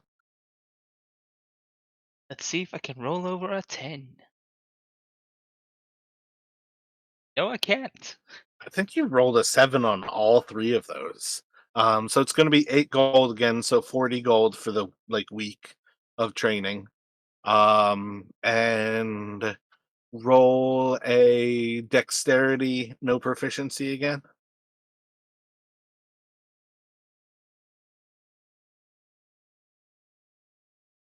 Another fail. So one success, one fail, which means you will not be able to gain this in the downtime because I'm going to require you to have 3 successes across the weeks there. But you can still potentially get another success next time here. But I do want you to roll a a stealth check for me, and then a sleight of hand. So the stealth is 17. Let's see, sleight of hand. 13 for sleight of hand. Excellent. And roll a percentile for me. 40. Alrighty. So they send you out. Again, this you're effectively joining the Thieves Guild in what Shanus is doing with you here. So that is part of what's kind of coming about for you to learn this. So this is your kind of third week in training, and they're also putting you into actual like work for the Five Fingers Guild. So you're or Long Fingers Guild, my bad.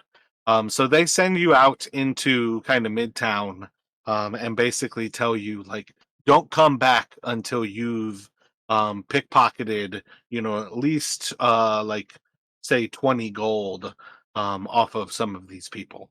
Um, Maybe we'll say like that's what you have to come back for in the entire week. I guess I should have put it to you that way because I could have let you spend extra money on your own. So before I tell you what is happening, they're basically telling you to head out and don't come back until you have stolen at least 15 gold from people in Midtown. Are you going to pay 15 more gold to the Longfingers Guild, or do you go out and pickpocket people?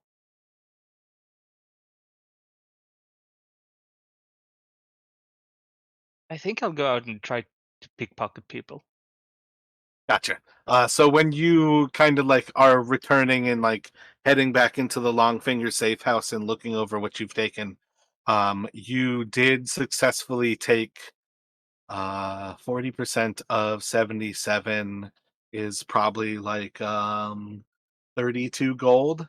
Again, I don't think it matters like the actual math, but I think 32 is probably pretty close with that. So I would say you 100% are successful. You can bank the extra 17, so you can have 17 extra gold there. But they kind of take that 15 as part of the extra kind of fees. Like you're now like working for the long fingers. And I think that's gonna take us back around to Dalton. Final week of downtime kind of thoughts. Um, Arena's in, ear to the ground. You've kind of succeeded in all of your things, so it's really just a question of, is there anything else you want to like further? Yeah, so I think now is when Dalton is going to he hasn't been gambling in a while. So I think now he's accomplished kind of his more pressing tasks, and so he's this last week is going to be spent mostly kind of spending some of that some of his newfound gold. One other thing would be um, like the disguise kit doesn't say it has a particular number of uses, but obviously I imagine like as you use it, it kind of you need to replenish it. So I'm essentially um, going to spend a little bit of time like essentially buying more like cosmetics and things like that. But for the most part, this is just he's relaxing this weekend and probably going out and gambling um, with some of his gold. This guy's kit is 100% a lot like the forgery kit, where it's not necessarily any given thing so much as it is a collection of things. So it 100% does kind of get used up as you do things. But in the long run, it doesn't necessarily mean that you always have to do that. That's one of those things, like part of what D&D does is to say, like, your expense level is one of those things that like reminds you like you pay a certain amount of gold simply every day that you're existing kind of thing on those expense levels. So that sort of includes some of those things. By and large, I think of a lot of that stuff works perfectly fine in sometimes you're not doing anything and you're making like little gold at the little jobs that we assign you. Sometimes you guys are doing stuff and it might cost you a little more for your day-to-day life. As long as you're leading more austere lives than you are leading decadent lives, I think it's often acceptable to say, like, part of keeping your disguise kit up can certainly be part of those day to day balancing of like the sheets of like losing money versus gaining money.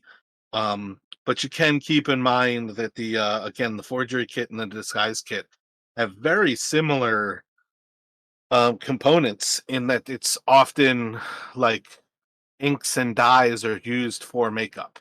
You're almost like combining them with like the like putties and kind of like the like physical pigments, whereas like the dyes are almost cleaning out some of those physical things. So those two kits, I would say, in many ways are kind of similar to each other, as they're like often like dyes and like pigments like that. But it's also like collecting different pieces of clothing. Um, Collecting like hair from people. So you could just as easily like go like dumpster diving in the right neighborhoods to pick up hair as, going out to buy pigments to make makeups. Yeah, or like looking for like a imagine Tolis probably has like theaters and things like that, and just like sneaking in and you know taking away a few props, things like that, kind of clothing. But yeah, I get your point Yep. though. Yeah. Yeah, there is a theater in Midtown right next to Delvers Square, as well as a theater in the Nobles district called I want to say like the Bard Swordsman or something like that. Um, but if you have like Xanathar's Guide, this guy's getting forgery kit like have like kind of a better breakdown on page 81 that actually says some of the components like to put it in more detail. But yeah, if that's kind of like where you're taking it, I don't think there's not much more to necessarily do. That's a pretty simple. Um, but let me give you the name of those theaters. The Sword Throwers Club, I know, is like the big theater. Oh, is it? No, that's a bar. The Crown Theater is the big theater in the Nobles District. And then I know Midtown has a smaller one as well. It might be the Griffin. Um, I don't want to spend too much time like searching for it, but I am almost positive that there's Yeah, another theater, and I think it's the Griffin. I can find it at some point in the future. Yeah, don't waste any time with that. But I think my big question is when you go to gamble, do you try to gamble with Jinx? When you go to gamble, do you return to the Kill Ravens? I don't think you've gone back to the Kill Ravens just as much as I don't think you've gambled since you got caught and captured by the slavers. Does Dalton have a thought there? Yeah, I think yeah, maybe he will. Yeah, it's been a while. He's going to go back maybe to one of his old haunts that he used to go to.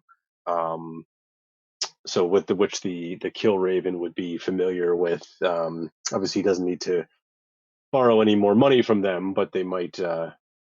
He's probably not. He's probably not really thinking like, oh, they might see me and kind of wonder.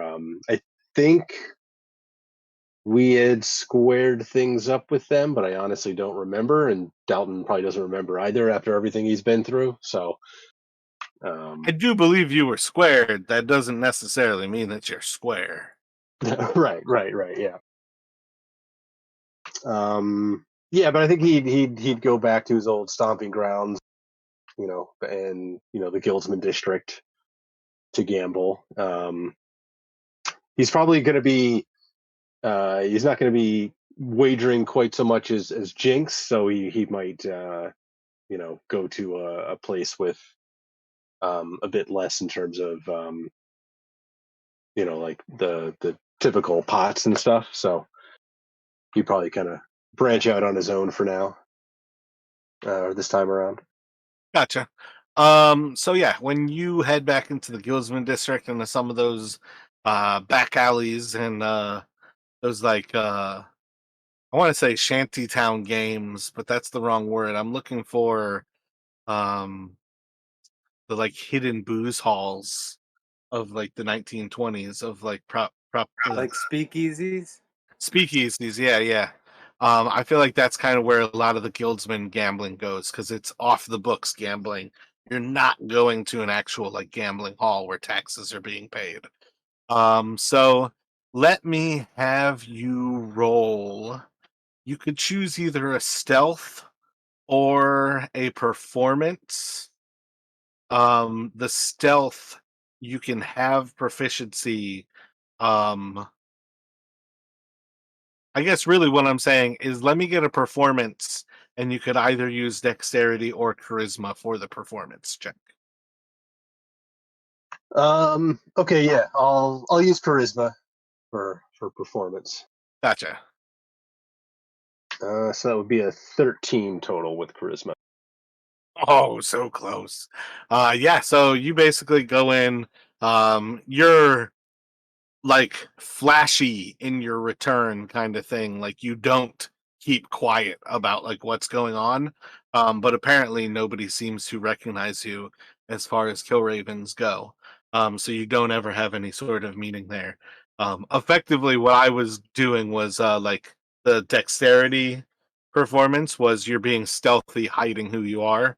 The charisma one is you're performing and you're just so different over this time frame, like you're a different person kind of thing on that level. But I gave myself advantage if you went with charisma, and I rolled the nat one with that advantage. But I had an 11. So yeah, how much are you gambling? Same idea. It's going to be a D20 versus a D20, and then it's a percentile to see how much of what you're gambling um, goes to that profit or that negative. Yeah, so I think Dalton would probably only be wagering, I'm going to say like 50, like total over Gotcha. the week.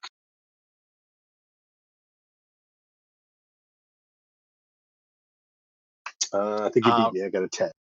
Yep, roll a percentile. I got the 15 there. 82. So that would be Yeah, like 41, I think. 41. Yep. Yep. So that should take us then to Jinx. Another gambling?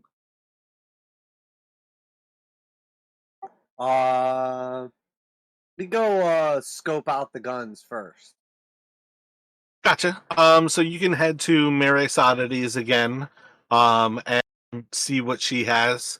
If you will, just roll me a D100. Do you care about magical items that are in the shop, or are you just going for the guns? Well, I want to do guns and gamble. Gotcha. If you're not even paying attention to the magical items on the wall, then this D100 is just to see if she has a firearm right now. Okay, And it's that's pretty big. right where you wanted to be.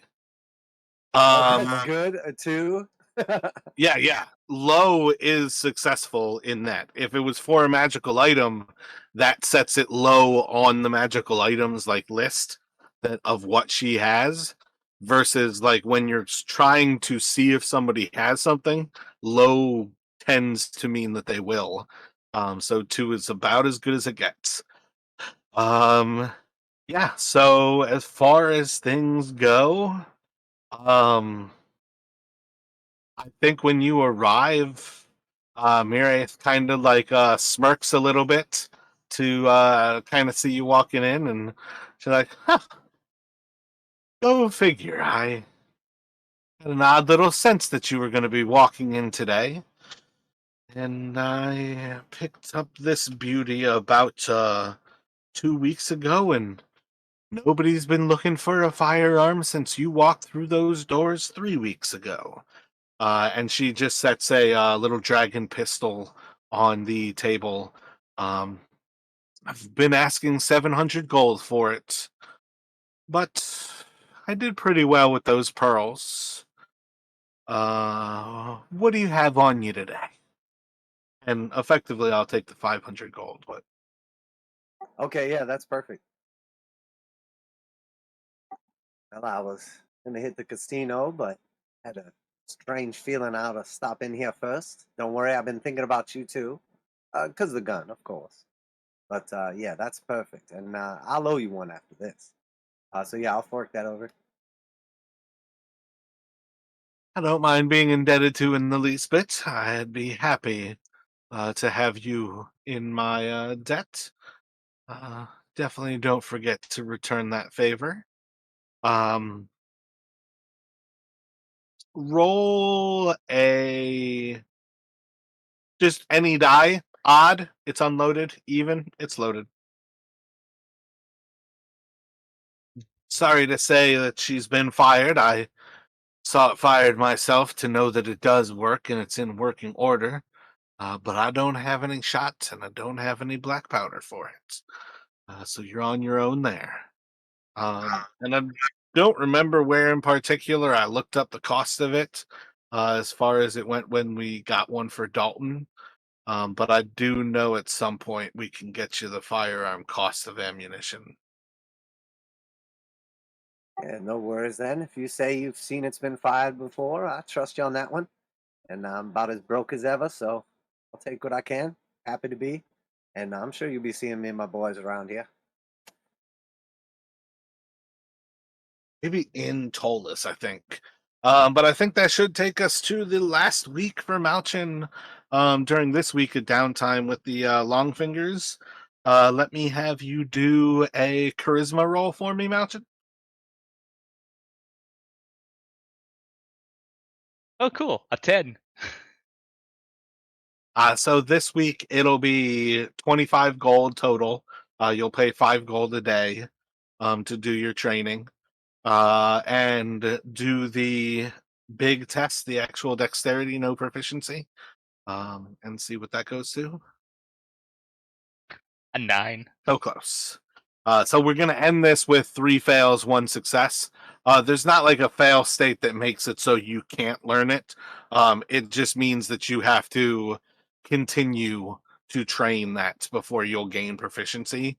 Effectively, we just have to kind of remember that at present, you are at 2 failed or 1 success state of 3. Yeah. I just love that for those 4 weeks, all the rolls I did, only 2 of them went 10 or above. But then they are going to send you out pickpocketing again. You've got to get 9 gold from the midtown or from South Market, and you can head out and you can either come back and pay 9 more gold, or you could go out and try to thieve some gold. What would you like to do? I'm gonna try to thieve some gold. So let's see. Stealth roll. 22.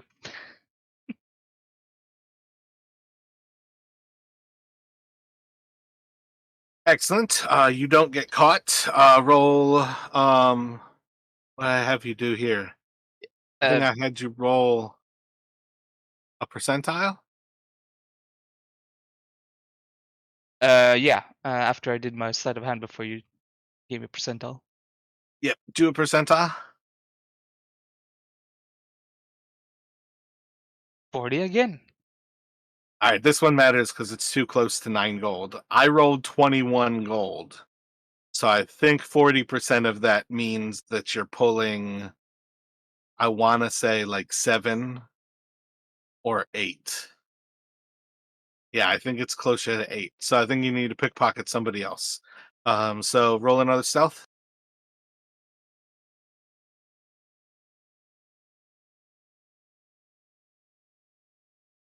$16. I rolled a 5 and roll another percentile. This person is fucking loaded. Roll high. Oh shit. 80. You got 80% of 94. So I think you're pulling, what is that? It's 20%. So it's like what is that, like 17 gold? So like 70, 69 gold. Yeah, I'd say go for 69 gold. So total you pulled like 77 gold.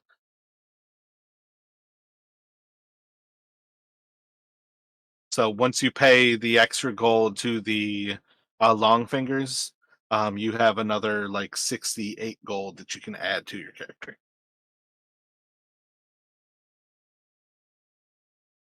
So Cool. I want to record this real quick so I make sure next time we delve into it, I kind of play that one the same way. I feel like this is a solid mechanic for something that basically changes like how leveling should work. Because normally this is something you can do with your levels. Can't just pay for it. So I want to write down this mechanic because I do kind of like it at present. As far as like testing stuff goes, I know that took way longer than I really expected. But we kind of like just jumped through like a month of the life of the characters in what effectively became an inadvertent shopping episode. So if everybody wants to take a break here, I know I need to hit the restroom and then come back as soon as possible, and we'll kind of see where things go. Yep, sounds good. Yeah, every so often you need kind of one of those like bookkeeping episodes.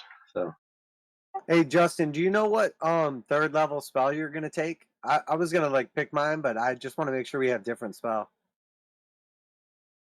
yeah, I've got mine, and I switched out one of my other spells too. So I took a Oh, yeah. couple. As far as your cantrips go, you guys can change those as well. There's no cost there. Yeah, I think I switched out one of my first level spells because I think with the bard you can do that when you gain a new when you level up.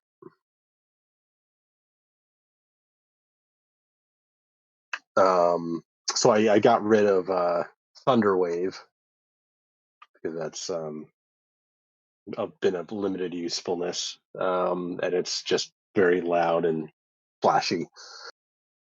So I took a, so yeah, I'm focusing on more kind of like crowd control spells now with the ones I took. So um, I took Enemies Abound for my third level spell. Okay, sweet. I don't know what that is, but it's definitely not one of the ones I was looking at. So yeah, I just thought to like keep it like a little fresh since we're both same class. I would not take a spell if you already took it. So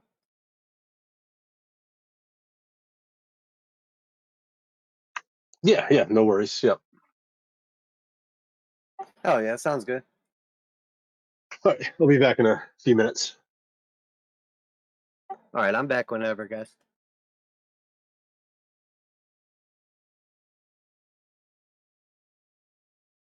Yeah, I'm still here as well. Haven't moved. So Malchin, you already have a healing potion? Yeah, I already have one. I got one from the next treasure hoard. Okay, I got you.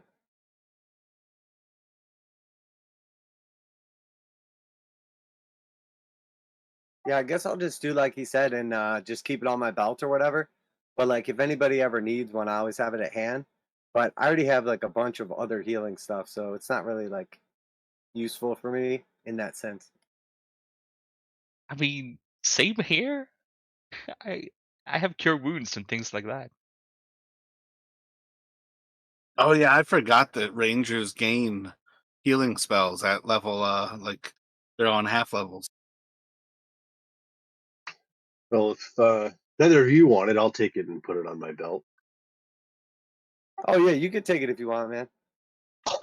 I also have cure wounds, but also, that way, potentially have an extra spell slot. So Oh yeah, it's definitely a big deal. I mean, and it's like 70 gold, so if we're like all beat up on slots at some point in time or whatever, it's not like, oh my god, don't use the healing potion. You know what I mean? But it's like expensive enough that you don't just waste it on dumb shit.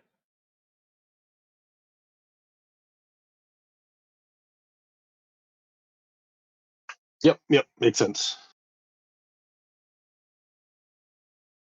Yeah, that's awesome though. It was like one of those things where like as soon as I was like, okay, I'm good, I'm like, wait a minute. I didn't even ask them. Like I kind of felt like healing potions are hard to find, so it would be dumb to like not buy one when we have the chance. I Yeah, don't no, agreed. tend I don't tend to put healing potions all over the place, but there's two things about being inside a Tolus. You guys haven't even found the potioneer. There are actual people here who only deal in potions. Mirates is just like a random magical shop. But like there's always going to be a certain amount of potions that are always in supply simply because this is a big ass city. But it doesn't mean that as you guys buy more, the chances of finding them might reduce, kind of thing. But that's the biggest thing. Like being in a big city, theoretically, you'll probably always find a potion. But that's also why, like, I didn't just charge you 50 gold. You had to pay extra because a potion's also, it's the same thing as rolling that two to find the gun. You rolled under 5%. That is essentially rolling a nat 20 to see if there's a gun. You know what I mean? Like, you kind of hit the jackpot there. Whereas, like, if you rolled like a 99 or a 100, all of a sudden that gun's worth like 5,000 gold. Oh yeah, I guess that, yeah, I didn't even think about it like that with the percentile. It's basically just like a micro breakdown. Yeah, yeah. It just kind of changes on I mean, realistically, the percentile and the D20 are almost exactly the same in how you roll them. But with the percentile, if you don't break it down into less than 5%, you might as well just be rolling a D20. But it is almost always opposite. Like a D20, I will tend to call for when high is good. A D100, I will tend to call for when low is good.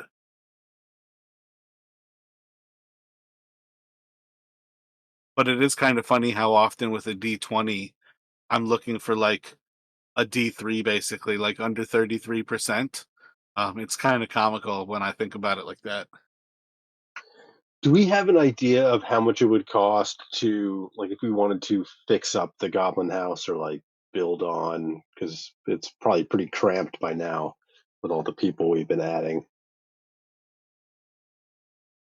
I mean, regardless, though, theoretically, that is your house. I would say when you guys start to think about like finding another safe house, because it is something like I think Vabuza, or at least one of those guys at that time, like Vabuza or like George, were thinking like, hey, it could be really useful to have safe houses everywhere.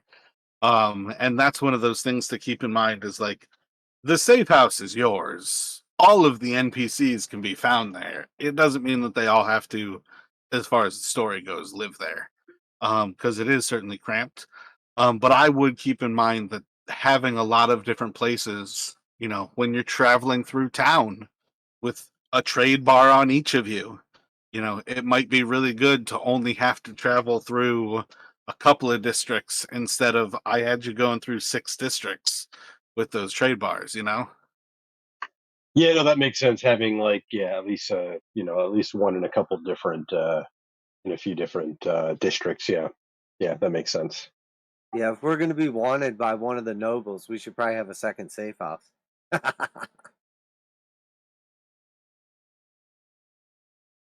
Next my time bad. I I'm hit. almost Oh, go ahead. continue. I'm almost done with my notes, is what I was saying. But you guys can definitely talk. Yeah, Like, next time I hit it big gambling, I'm gonna see if I can buy us another house. What's a like a place cost in Tolis? I mean, I would say in the long run, you guys probably couldn't really afford. You could probably afford to buy a place in the Warrens. Yeah, in the Warrens, only because you don't really buy places in the Warrens. It's not a money thing so much as a skill, like a mastery of the physical space kind of thing. Like you guys could return and go back to war. But otherwise, I would say you can't really buy a house, but you guys could definitely gain a house. Because I guess really how I should have said it is theoretically, Kalimvos Glimta? Kalantas. Kalimtas like owns that house in the Northern District. But my point being is like he owns it as your patron still. It is effectively your guys' house. You could set up some sort of like almost like a front organization kind of thing. Um, like as it's like a safe house. Right now, I have Kalimtas and Maybell, who is the bartender. Mitharnas, who's a wizard. Is a bard. Zeneth is a rogue. Kier, I think, was a fighter. Kiritoa was a barbarian. And Tindeus, I want to say another barb. I can't remember who he was. Bill, Bob, and Tom, the 3 lizard folk.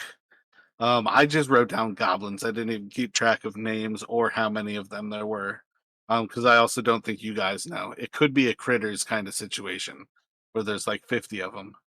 Shanus, Karina, and Nefrendel have now joined you guys in the Goblin House. That is the list of NPCs as I have them.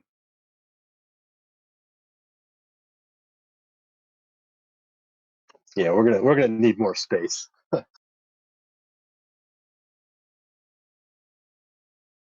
yeah, I think if you guys like put the effort into it, you could easily basically be adding a house to what you guys have to save.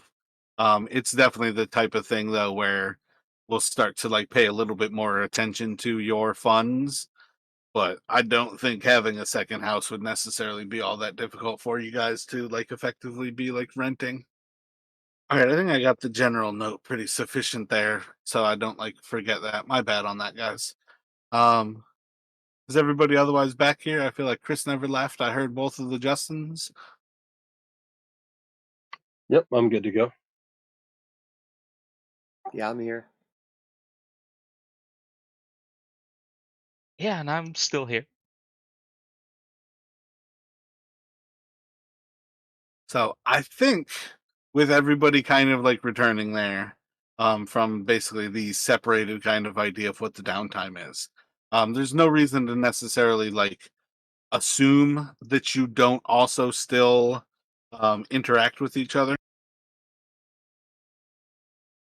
But in the long run, like I don't think that is I think that's just kind of up to you guys how you want to play it, what level of interaction you had there. I do want to. Ooh, you know what? I never brought it up earlier. All right, perfect. Yeah, so we're gonna pick up with us at the Goblin House. Maybe this is the time where you guys are starting to recognize that it is insanely stuffed in there, and that it's time to look elsewhere. But otherwise, like in an immediate moment, do you guys have any thoughts on what you are going to be doing next? In the past, you've thought about trying to figure out more about like chaos tech. You still have kind of the looming threat of it was about a week ago, or it was about a week 1 month ago, that there was that looming threat of the like comet kind of passing by in space, that brought like all of those ill omens. What kind of general direction do you guys have when you arrive back here? You don't have anything in particular in mind. There is effectively a point where Neferndel has come looking for you guys, and she's trying to see if she can find everybody. Um, Sound good if everybody's just there on a particular day because you like meet up for dinner, even if you guys go your other ways? Does she meet you guys like one evening? Do you think over breakfast? What time do you think all of you are in the same place at the same time?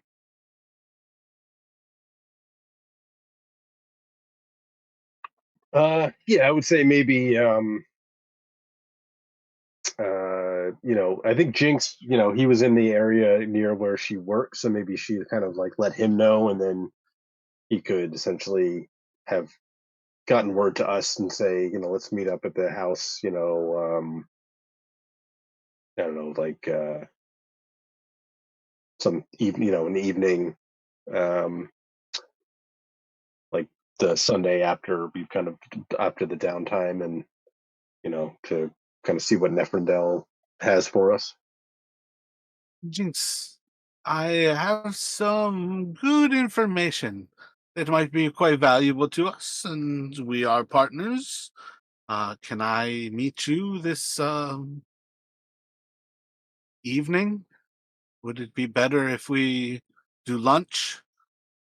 When will your friends be around that you can speak to all of them? In 2 days? What do you think?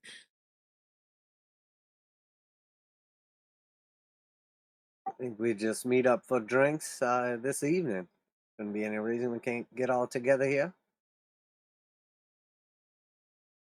Drinks would be good. Could you get a message out to them beforehand, or do we have to meet up first? Where do you all meet for drinks? I did not know I was missing out on the partners' drinks. Oh, of course, of course. Matter of fact, go get up with them whenever. So yeah, I guess we would just go meet up that evening or whatever. We would just go by the house and get them together.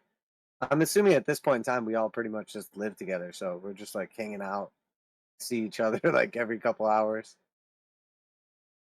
Gotcha. Yeah, like in the long run, like she also kind of has a place to live at I want to say Mirates, but that's not it. It's I can't think of it offhand. At the actual magic shop basically. So like she has multiple places. Like Malchin still has his place at the like bar, the Silken Sail. That's one of those things where you guys technically have the start of other safe houses. You just have to kind of grow into them. But yeah, so she'll kind of like meet up with you guys a little bit early and see if anybody's there. If not, she'll kind of like pass off a note to Kalimtas.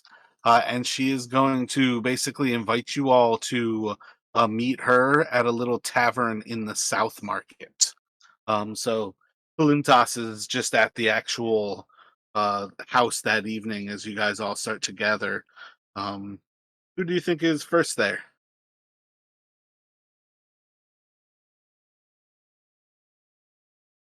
I feel like Jinx is always the first one, like every time. So we might as well just stick to that. It's a pleasure to see you today, Jinx. No doubt you've already spoken to Neferndel. She brought up that you were coming by. Yes, she didn't tell us too much, but no reason to explain it multiple times. I'm sure these gentlemen will be around here shortly.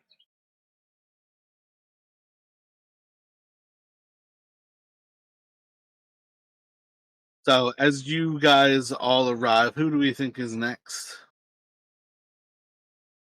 I think Dalton will probably be next. Like maybe he stopped at his old home in the Guildsman district before making his way over, so he's a little bit later than Jinx, but not too much later. Excellent. Welcome. It's good to see you, Dalton. That's you as well. Curious what Neferndel's got for us.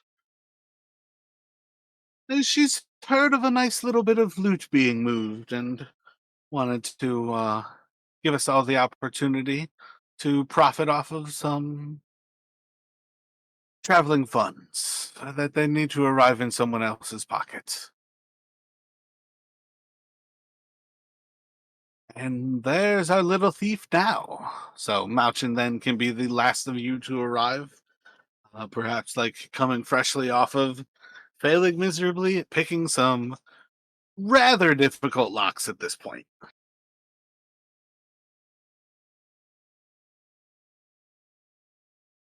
Yeah, you can probably see me coming in there with a bit of a sullen look from not having succeeded.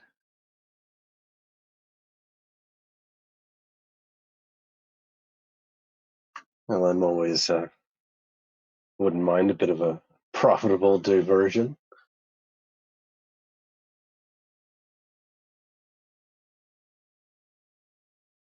I think since Jinx got there first, he should have to take a Constitution check to see if he's keeping it together, because he's definitely partaking in the Drinking a activity. bit too much.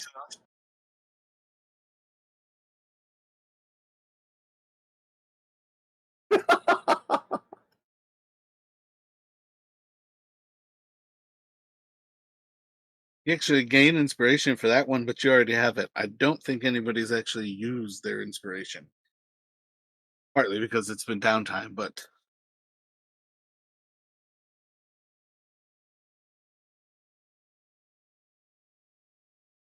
That's just too perfect. so you were imbibing, what were you having there? Alcohol?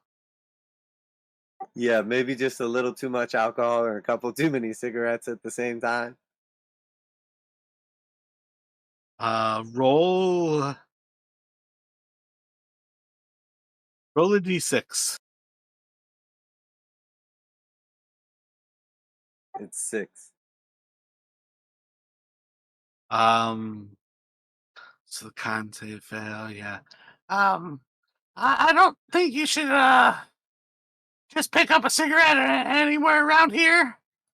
Some of what we goblins pick up are mushrooms.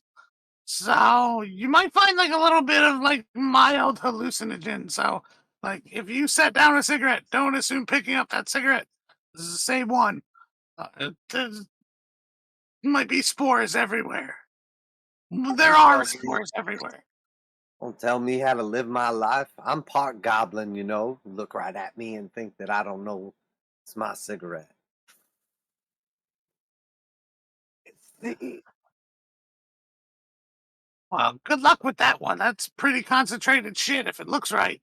And you can like look at your cigarette and it's like bright pink.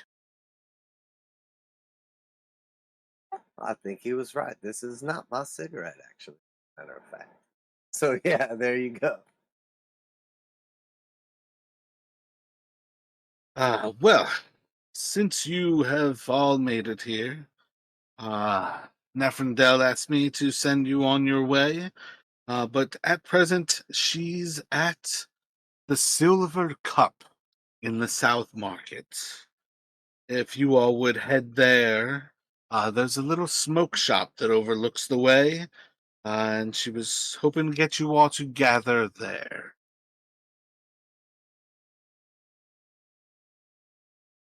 My bad. So she's going to send you guys off to. I'm actually going to say that differently. My bad. Naperty Street in the South Market, which is kind of like the central area. If you look down below 271, it's like kind of east of the T in Market.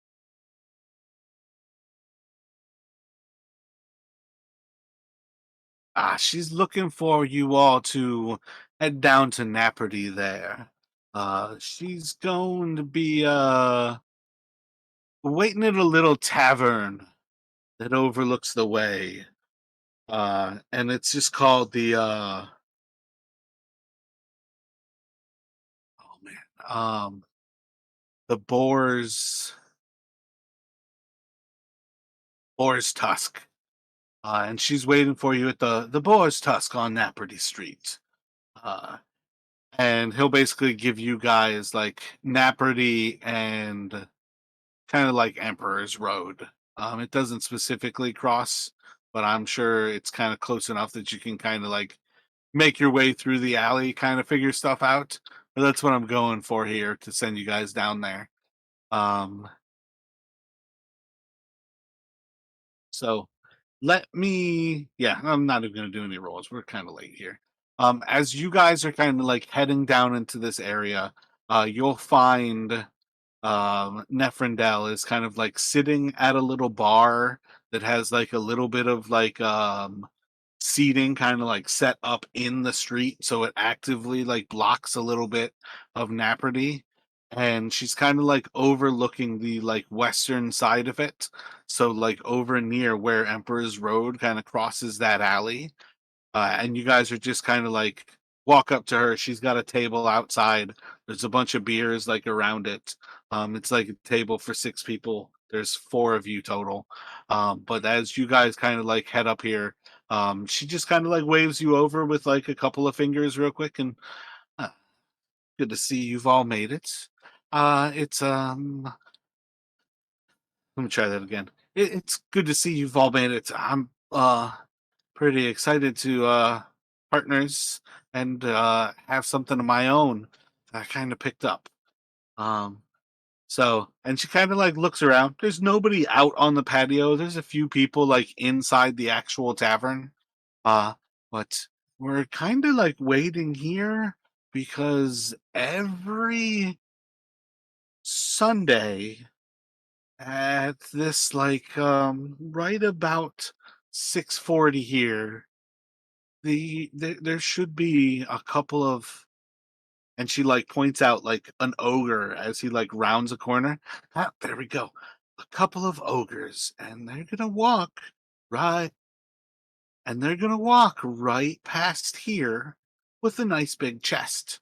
Ah, and and she's like quiet for a few moments as you guys are like watching, and like these 2 ogres kind of like walk by, and they like come from the east side of Naperty Street, and they turn to the right and head up the north end of Naperty, or like head up that little alley on the north end of Naperty, towards like 271. They're not like um it's not like the last road, but it's like right above the A in Napoli.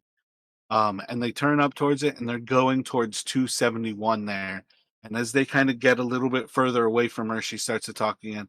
And every day, or every Sunday, they arrive right about at that silversmith's at 7 o'clock on the dot. And you see is like they kind of lumber up the road, and they eventually like set down this chest, and you see as one like reaches out and like, presses a button on the door of the silversmiths, and it's like right then that the bells of Tolis start to sing, and it's just like those seven raps like ling ling ling ling ling ling ling. And she looks back at you all every Sunday.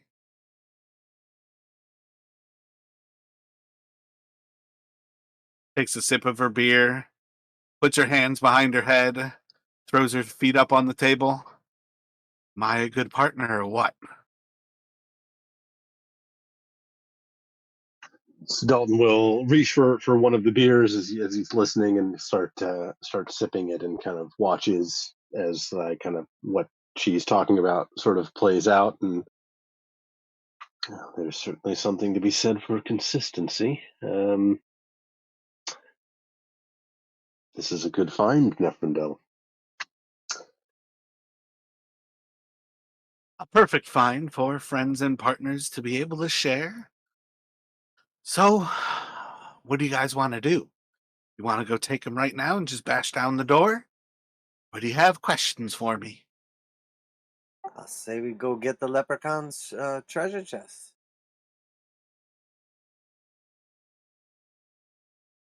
I think maybe instead of just bashing in, Neffy, do you happen to know where they go afterwards? I heard about what they do and when they do it.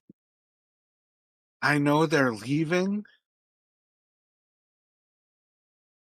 the smokestack over on Morning Dove Street.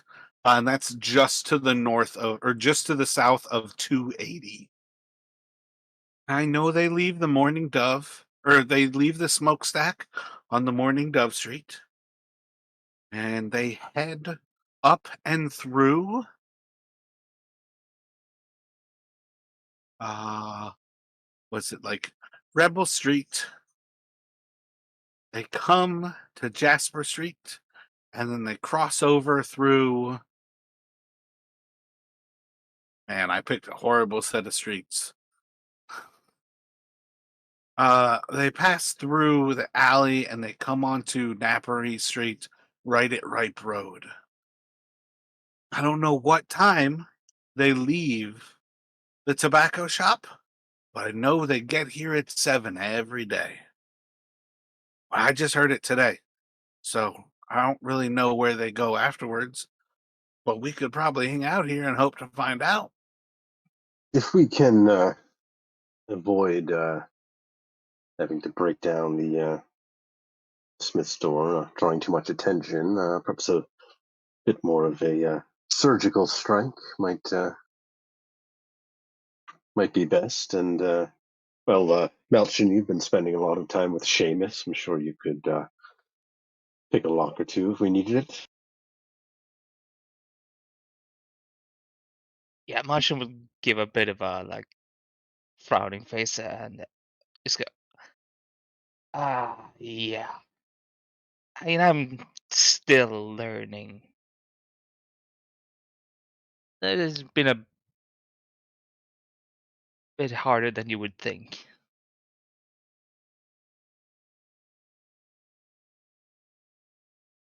I think we should follow him right now and go get the chest. Right? I mean, Neferndel like stands up and she's like chugging her beer. All right. No time like the present, I suppose. And Dalton will do the same. He'll go to try and finish off his his mug. She's like, cheers, Dalton, like while you're still drinking with her empty glass. And she'll be like, I'm glad you got my back on that one. I thought you didn't like me when we first joined up as partners. And she turns around and starts walking down the street. Dalton kind of chokes a little bit, like when she says partners, but keeps drinking and yep, partners. So let me just have a group kind of dexterity check here. I just want to see, like, overall in the time frame of thing, how fast you guys were to kind of like make this decision, to basically see how much has happened, like, inside out of your view. I got a 7 on motion. Would be a 20 for me with the dexterity bonus. I've been nat 20 for a 23 total.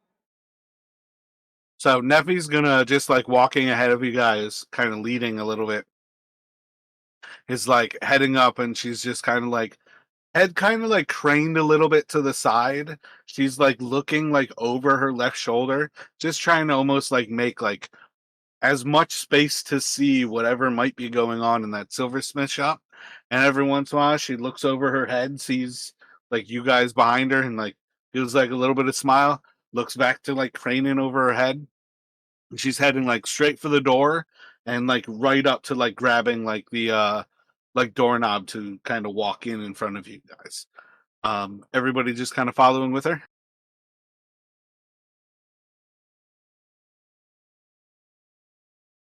I think Dalton's.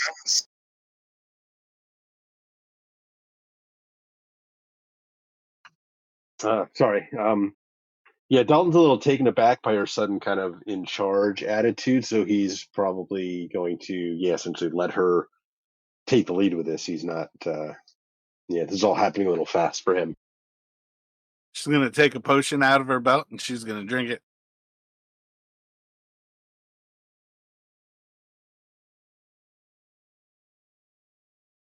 Yeah, Jinx is right behind too. She pulls on the door, goes to like open it.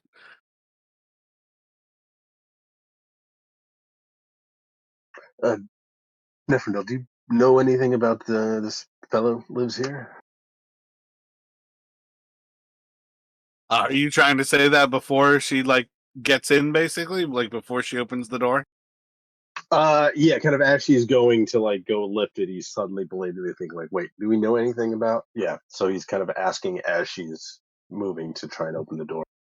Gotcha. So yeah, she's like going to open the door and is like throwing it open as she like looks back to you, and she just kind of like gives a wry little smile and like, come to make a withdrawal, as she throws open the door and like walks in.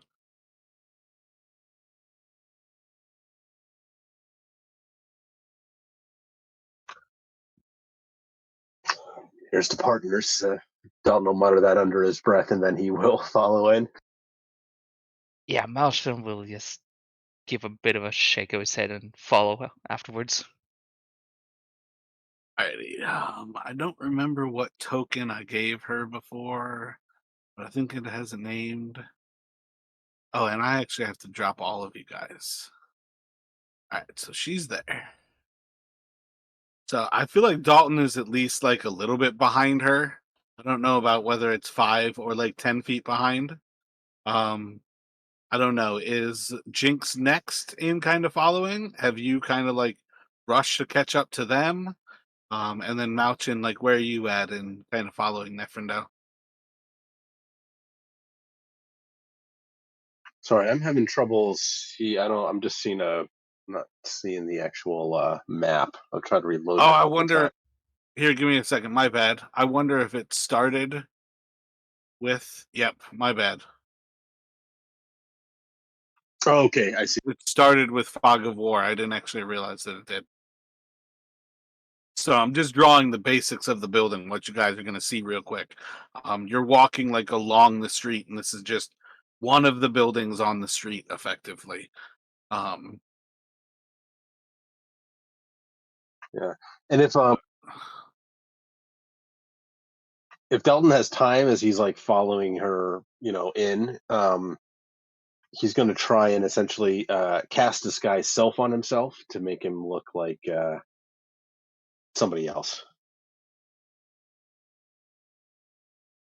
It'd be the same kind of person, when he cast it when we were leaving Crayons, just reuse that disguise. Gotcha. Where are Jinx and Malchin at? Like, do you guys think that's the right order for you? Jinx is third, Malchin's last. I'll let Malchin choose because right now I am still under the influence of goblin mushrooms, so I'm just down with whatever. Yeah, I think Martian would have fallen as third. It's because he was following Dalton. Don't actually know if those are real ogres or if they're something else. Because goblin mushrooms. I'm not even sure what we're doing right now, but I'm down. Alrighty, so as she steps in. Alright, as she steps in, you guys can see she like flings the door open. There's these two big ass ogres standing in like the back of the room, and they're basically like staring at this wall as basically like you guys walk in and you just see like a section of wall like slide away, and basically like reveal like a secret like back door. Um, and let's see, Nevi just chugged the potion. And we're otherwise just going to go straight into a little bit of initiative here. And she's just going to start things off. 9 for Jinx. 16 for Dalton. 9 for Martian. My bad. I was looking for my dry erase board, and it was hiding underneath pita bread, which is nowhere near the size of my dry erase board. All right, I think Dalton was 9. Malchin was what is it, 14, and then Jinx is. No, me and Malchin are both 9, and I'll give up to Malchin on this one again because of the mushrooms. And then I don't know what Dalton was. Dalton was 16. All right. Yeah, Malchin and Jinx, if you guys want to sort things out, you can act at the same time and share a turn, but it's up to you guys to actually discuss that. And let's see. So it's going to start with Nefrendel walking in, and as she chugs the potion, she is going to start to like float up, and she's gonna bump into the ceiling as she walks in, and she gains flying. But she is going to immediately like throw some acid vials at the closest of these creatures.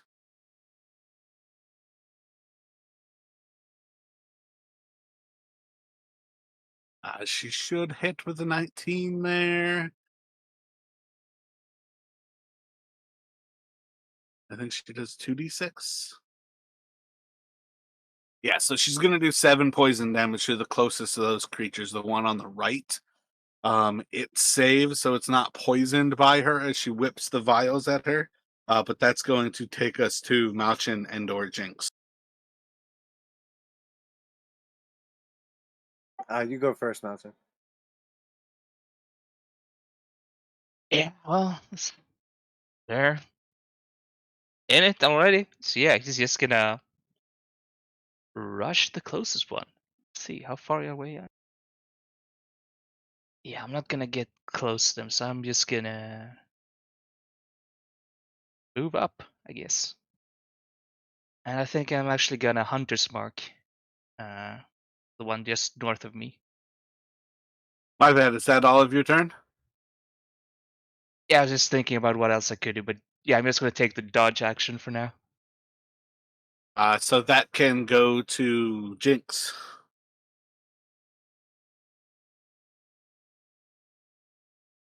So Jinx is gonna push his way past everybody, up in front of Neffy, and then he's gonna look at the ogre on the left there, and he's gonna say, cast suggestion, and he's gonna say,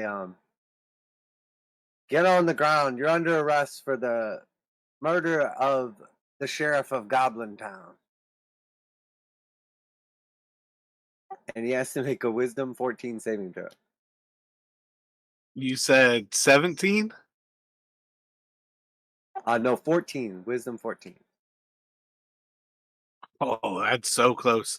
He like looks at you for a second, and you see like his like legs start to move, and then he like shakes his head a little bit, and he's like is gonna start to pull his weapon. And I'm gonna give Bardic Inspiration to Malchin.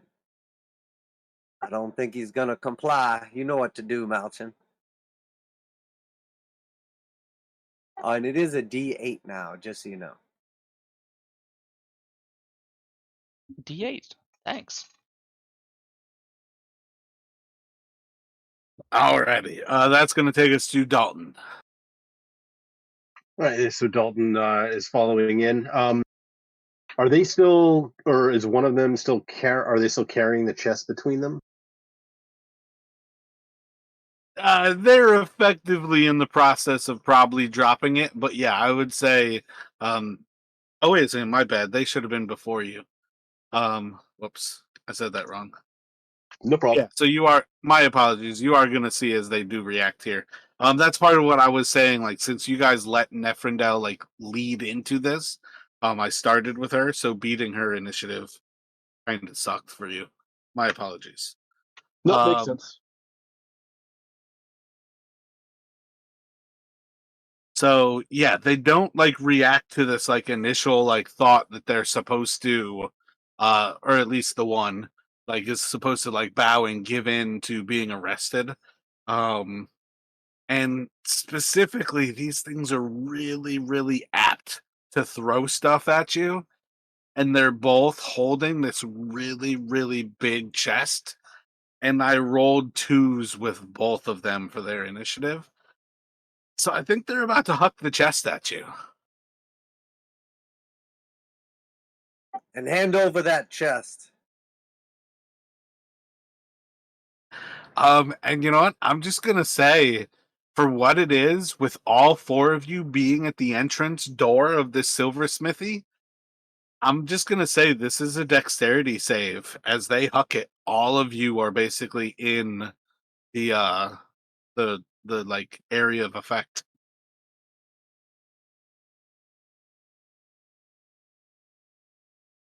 I'm gonna use my inspiration on this one ahead of time. Can you use Bardic Inspiration on? Of course you can. Yep.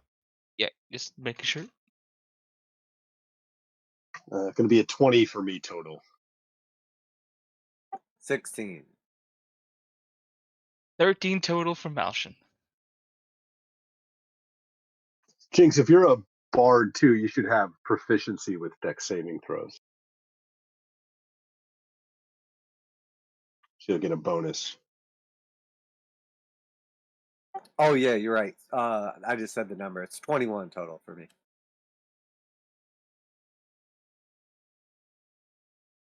Good call.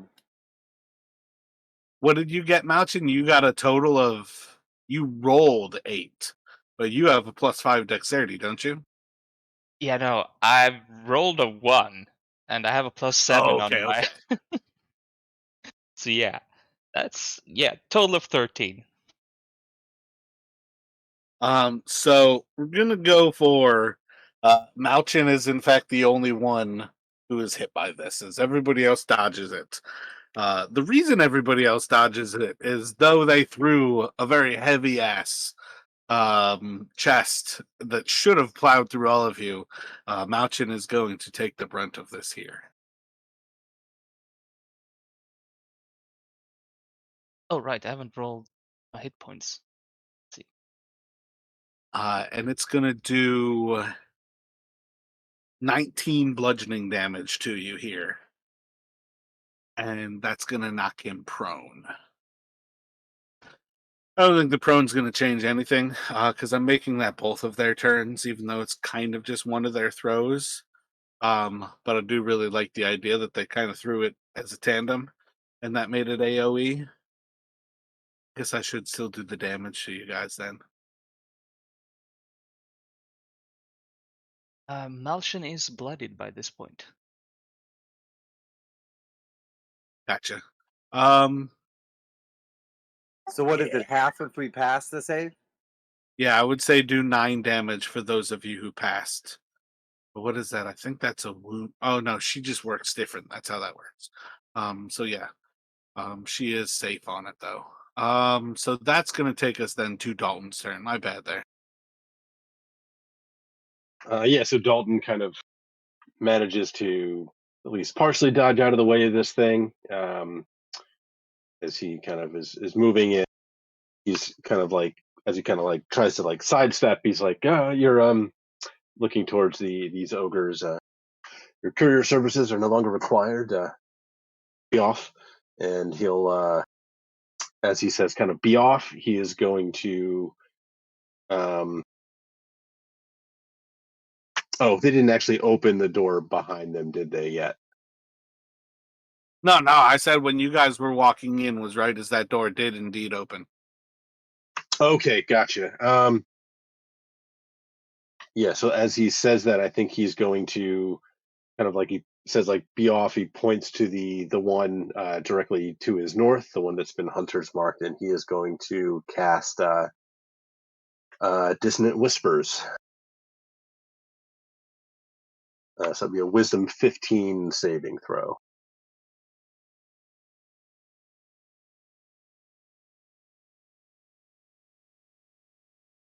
Oh right, I have to Gotcha. roll So a con save. Sorry. oh yeah, word. And that's gonna be a con. Oh, it's still 9. So it's still a 10 or better. That's a 5. I dropped concentration. How much damage did you do with Dissonant Whispers? 11? Yep, 11 total psychic damage, and if it has its reaction, it has to move as far away from me as it can.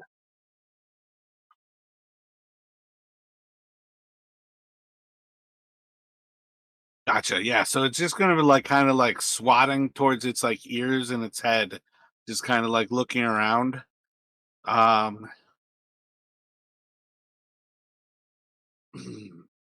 I guess it'll kind of walk around the corner. It's kind of hard to say whether that really matters to it or not. Um yeah. Um that's not a charm, right? No, it's just a immediate effect. There's no like lingering. Yeah. Excellent. Oh, sweet. These things actually have the exact dynamic I was kind of like making up with their boulder. They quite literally already have it. And it's called Bowler.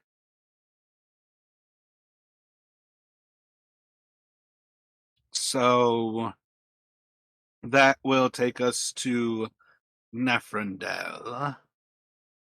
Uh, yeah, I think she will, I think, kind of fly forward so she can see it.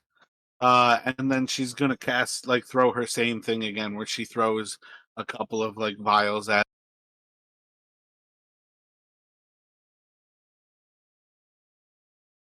That is not gonna hit. She like kind of just yells out like "shit!"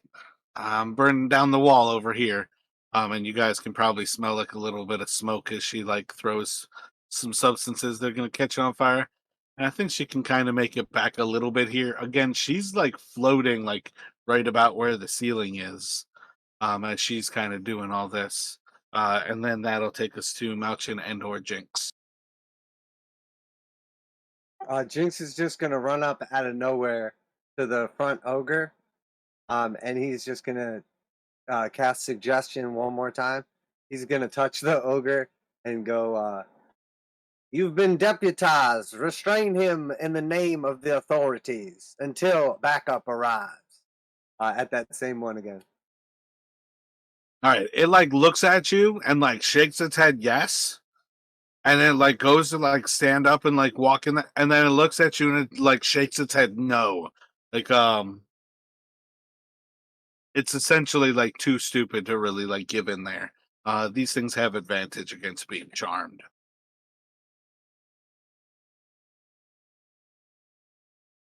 But you kind of see it as like it keeps like listening to what you say, and then immediately after like catching itself for like being too stupid, but it's too stupid. I don't know. Definitely double negatives there. And to Malchin. Yeah, gonna stand up after being bowled over by a chest, and I guess it's gonna move to one he sees now. So let's see. Okay, let's get to it. So yeah, pull out his swords and take a swing at it. So that one in particular has not lost wounds yet. Are you going for that one because of your like reduced movement right now? Yeah, basically Yeah, yeah. that's the one I can get to. But that's a 15 to hit. That is its AC, so that's one of those things where like you're like cutting across its hairs and like seeing like its flesh and hair is like preventing your knife or your scimitar from biting in until all of a sudden it just barely kind of gets through a little bit like lighter haired part. But again, that's right at like the toughness of their flesh. What do you got for damage here? I got a 6, and then let's see the other roll. Bonus with the short sword? Yep, let's see.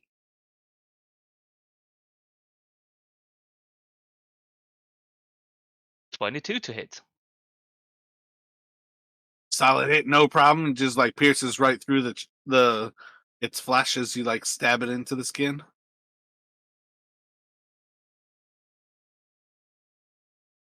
For 11 damage. And you can feel like even further inside of it as you just like kind of digging around in some inner goo.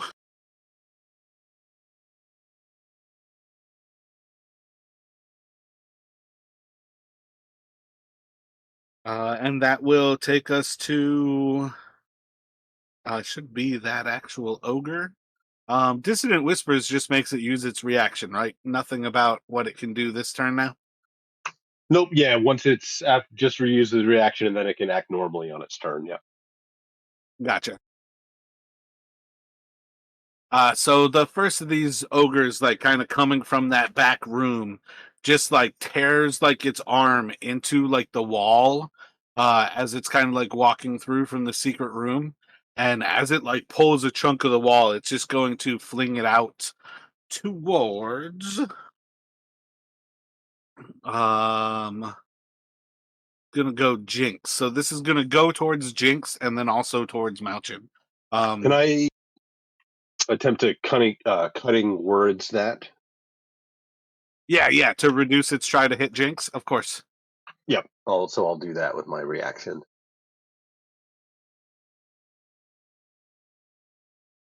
I think you can decide now. Like it rolled an 8, but I guess really it just depends. Like, what does an 8 sound like? It's a good time to do it.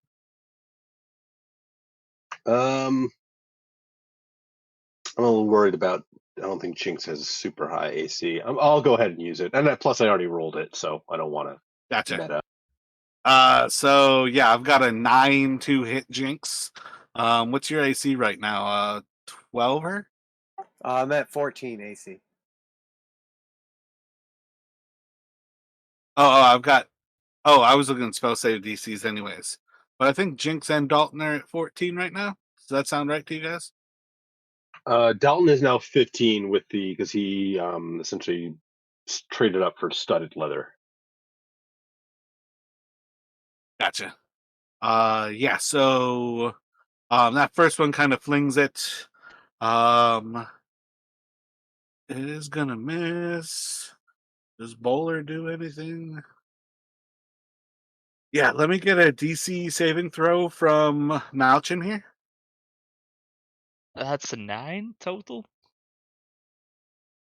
Yeah, as that like chunk of wall kind of flies past, you get hit by it again, and you're gonna take 8 more bludgeoning damage.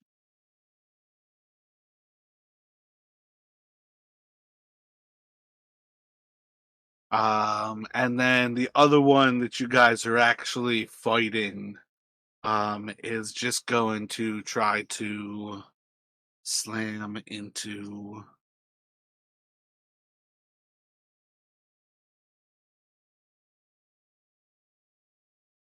uh, yeah, I think it's gonna cross over. I have a feeling this board does not seem to be snapping to a grid, which doesn't make it easy to tell. But I have a feeling that is leaving Jinx's melee. I don't know if I think it's or rather Malchin's melee. I don't know if I think it's leaving Jinx's melee. Again, my bad. This like impromptu board doesn't seem to have a grid to really know now. I think Jinx is still looking the other direction. He didn't even notice it walked by him. Yeah, and these things are massive, so really it's like stepping over you guys kind of thing and just stepping like around you as it swings for Dalton. I didn't even roll it. But you can take a attack of opportunity with Malchin. And it's just gonna swing for Dalton and potentially what Jink or Malchin does.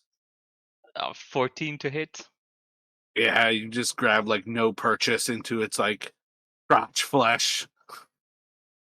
And it's just enough distracted that it smashes like its fist down on the ground right next to Dalton. Neither of you effectively doing much of anything here. And then that's going to take us to Dalton. What would you like to do? Yeah, so Dalton kind of managing to sidestep this like massive ogre's thing, and he's like he's looking at it, and that wasn't nice, and he's going to um, he is going to actually kind of, as he says that and kind of like is twirling his finger, is going to cause some blades to kind of just like right around like the creature's like torso. He's going to cast cloud of daggers. When is something too stupid to move out of the way?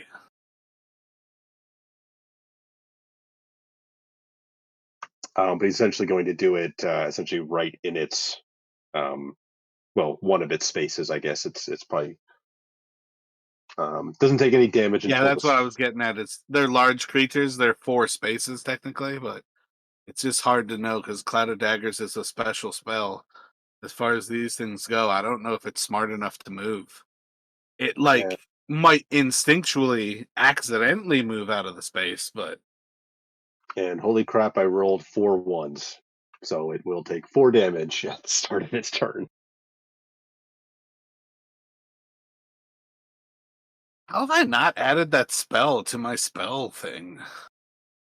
On to Neferndel. Are you moving out of its way, or are you kind of staying there?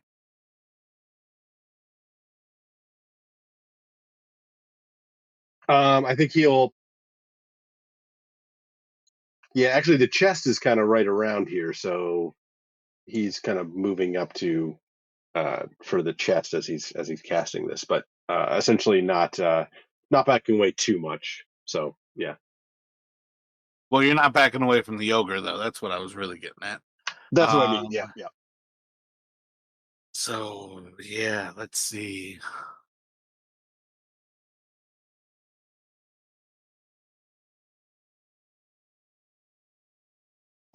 Neffy's just gonna like look at the one straight in front of her, and she's just gonna kind of like, I should say the one like right between the 4 of you.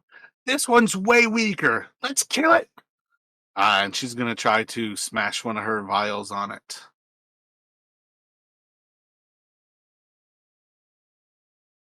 Actually, my bad. She's going to try to fly to the corner and then throw one of her vials. I'm going to first try to smash it with the ogre as she leaves its range. And that is going to hit. So it can slam into her for 2d6. Justin Jinx, can you make 2 con saves for me? Just 2d20 for her. but she has a +4 to con. 7 and 12. Was 7 the first roll? Yep, 7 was first. So that's an 11. Or did you roll a 3? It became No, I already added it in. 7 and 12 Gotcha. was the total. So she's going to take 2 wounds as that slams into her as she crosses over. She's effectively bloodied from that hit. But she is going to fly. Ooh, do I have to maintain? I guess she probably has concentration on fly. So she's good on that. And then she's going to throw a vial back at it. That's going to hit. And she'll do this damage for 8. And then its constitution will fail. 7. I think that is below. Yeah, that's below her AC. So it is going to be poisoned. And it takes 8 more damage. I think I said.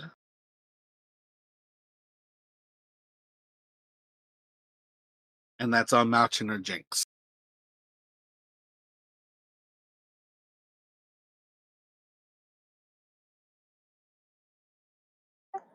Jinx will just reach over and touch Malchin on the shoulder and give him bardic inspiration, and he's gonna say, "We can do this." And then I'm gonna let you go first before I do my action.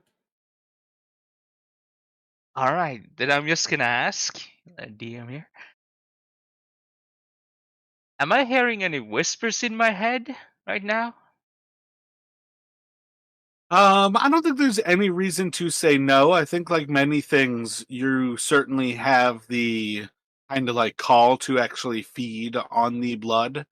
Definitely would hear calls to kill these things. My bad. I definitely sometimes forget that you have a sentient object. Yeah, because I'm thinking like I'm taking a bit of damage and hearing that I'm probably gonna be listening to it to kill this thing at least. Seems to have the right Oh yeah, idea. just feed on it. You're the one feeding on it when it dies. Yeah, definitely. Let's see. I can hit it. So Solid that's a hit. 22 to hit. Let's see. Yep. 11 damage. Excellent. And let's see. And from the Second, second attack,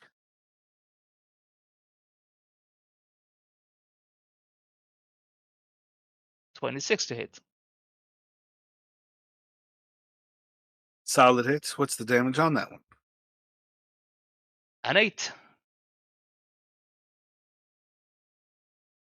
So 19 total more. Yep. How's it looking by now? I think you're gonna have that one pretty severely wounded, well past bloodied, like as you start to like attack into it. Um, definitely looking pretty weak. Are you done now, Malchin? Yeah, I'm done. That's all I can do. All right. So in pure chaos fashion, Jinx is gonna hold up the staff that he found the other day and use it for the first time, and he's gonna slam it down on the ground and yell, "In the name of the Goblin King, you've been healed!" And I'm gonna cast Mass Cure Wounds, and I'm gonna select all 6 targets. So I'm gonna Mass Cure Wounds all of us. You are mass curing wounds, including my ogres right now. That is correct. Everyone will gain 3d8 plus 4 hit points from this. So just roll 3d8. So everyone Did will you at be least getting want to put 16. it to like an arcana to see whether you used it correctly? Oh no, he's still on mushroom, so I'm definitely healing everything.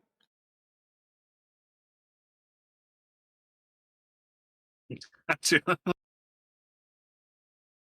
And then I would like to, as my free interaction, look over at Malchin and give him the head nod, like, nice.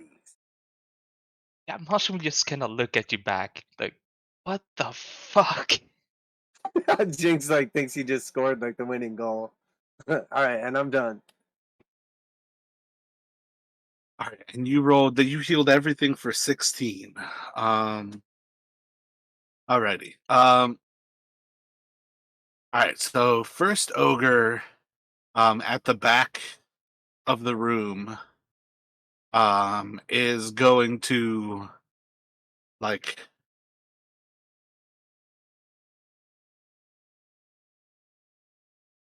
Yeah, I think it's just gonna tear another chunk out of the wall and just kind of like huck it down at you guys.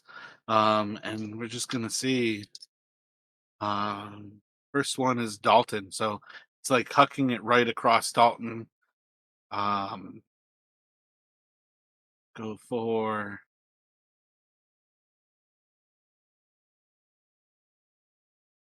any interest in cutting words, Dalton? Yeah, I think I am going to do that since it's coming at me.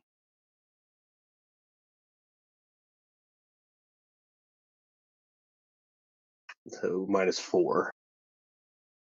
So 19, 15 to hit. It's right at your AC. Yeah, 15 will hit.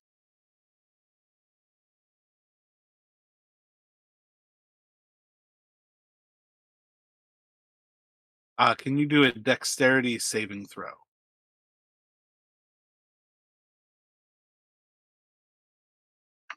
It's 11. Gotcha. So you're gonna take 14 bludgeoning damage and be knocked prone. Gotcha.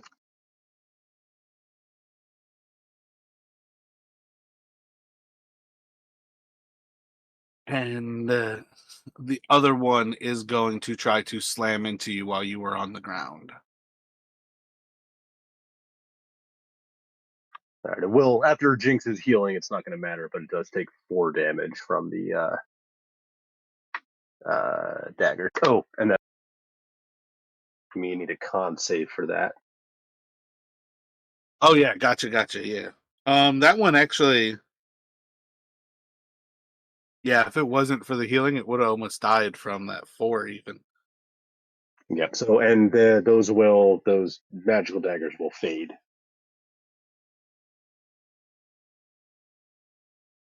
Gotcha. Yeah, it's gonna slam down on you. Should hit with a 17. Yep. And it's gonna do another 15 damage to you. Are you still conscious? Yes, but I am severely wounded. What were you thinking there, Jinx? Can I spend silvery barbs on that? Um, I might have said it too late. isn't that against the spell? Reaction you take when a creature you can see within 60 feet of yourself succeeds on an attack roll, ability check, or saving throw. Yeah, I mean you were a little late because I was already rolling damage, but that's fine. We can do that. So you make it re-roll its attack, right? Yep, it just re-rolls. So I'll re-roll the attack, but it's still doing max damage if it, or it's still doing 15 damage if it hits him. Same thing actually. I rolled 2 10s with it, for both of them. So it will still hit. And it'll hit him for 15. Who's gonna gain advantage? Isn't that what it does? Oh yeah, and then somebody else gains advantage. I'll give that to I'll give it to Malchin on his next attack. Gotcha. And I think that's pretty much right where we're at here. Oh wait, no, we're to Dalton. So you're prone on the ground, but just based on half movement. What would you like to do once you start to stand up, Dalton? Yeah, Dalton is going to stand up. He's gonna looking a little woozy. Is going to. I just thought of the scene in Scream where he's like, "I'm getting a little woozy here, man," after they're like stabbing each other. Yeah.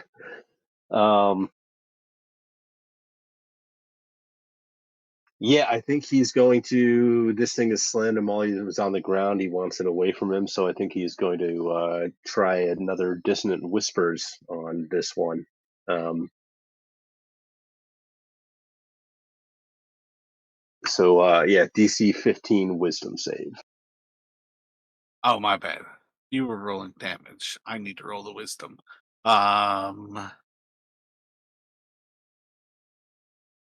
Yeah, what do we got? I think it's gonna kind of run out into the street.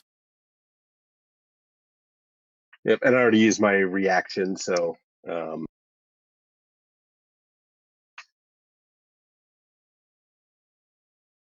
I guess I would get it back at the start. Do I get it back at the start of my turn or the end of my turn?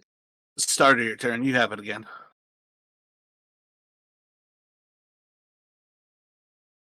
But he wants it away from him, so yeah, I think he's gonna let it go. I don't think you can attack it anyways, because you force it to go. It's not going by its choice. Oh yeah, good point. Yep. Yeah, I don't know. This one's kind of worded a little bit muddy as to how that works with but I feel like when you're forcing something, there's no attack of opportunity. That should be to Nefrindel then. She's gonna like step outside, like out to the door, and like holding up one of her vials. She's gonna be just like, "Oh, come back in here, Fluffy. The party's still going on." And then like kind of like move back into the doorway a little bit. But as she goes, she's gonna wing another one of these out at it. Solid hit. 7 damage.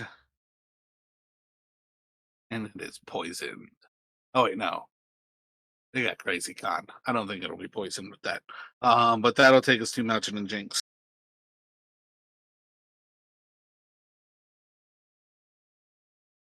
After you, Malchin, I'm not feeling so well. Yeah, Malsham would give a bit of a side eye as he moves toward the ogre up north. And then I just realized I'm level 5 now. I have 2 attacks.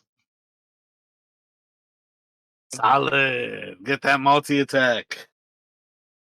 Yeah, let's do that this time. Yeah, that's 13 to hit. 13 just rides right off of its thick fur. 7 to hit. My god, what is my rolls today? Bonus action with your short sword. Yeah, let's see. And another 13. God damn. Oh, wait a second. You had advantage on the first one. I normally go with all of the rolls, like go in order. But I'll put it to you guys. You want to give him advantage with the scimitar, or do you like a re-roll with that first attack, what should have been? Or do you just want to let him roll his short sword here? I technically I would go for short sword myself. It's because I really got fits better because we know exactly what you rolled because you rolled them in order. But Yeah, I would stick with that. go for the short sword here. And consider also, you can also remember, guys, all of you have your own advantage possibilities too. But a 25 is a solid hit. That creature is still damaged, although it was almost healed back up to full. So you can do both of your damage dice, I think. yeah. Let's see here. For 11 damage.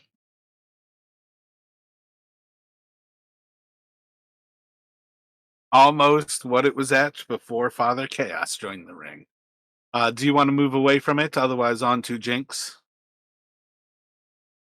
And I'm good where I am. So Jinx is gonna vicious mockery the ogre that's in the room, and he's just gonna say, "You're dead meat when we get finished with you." And it's 14.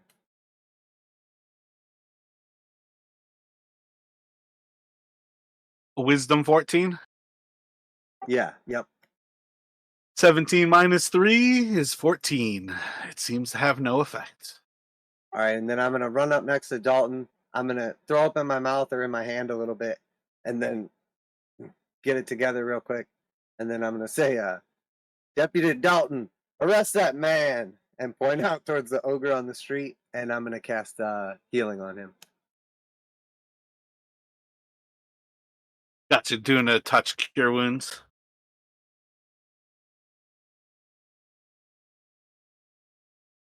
Yeah, so it's second level, so it's Oh, wait, gonna no. be 14. Shouldn't it be healing word? Because dissonant whispers, or you cast a cantrip, right? That's an action. Oh wait, so what do I roll? 2d4s, not 2d8s? Yeah, I think with healing word it has to be d4s. Yeah, my bad. So 9 total for Dalton. And I might have moved out of that ogre's reach depending on how far. No, I don't think these ogres actually have like 10-foot reach or anything. Yeah, it was more just to because of the weirdness of not having a grid. So that's you two, so it's the two of them. I think I rolled 8 and 4.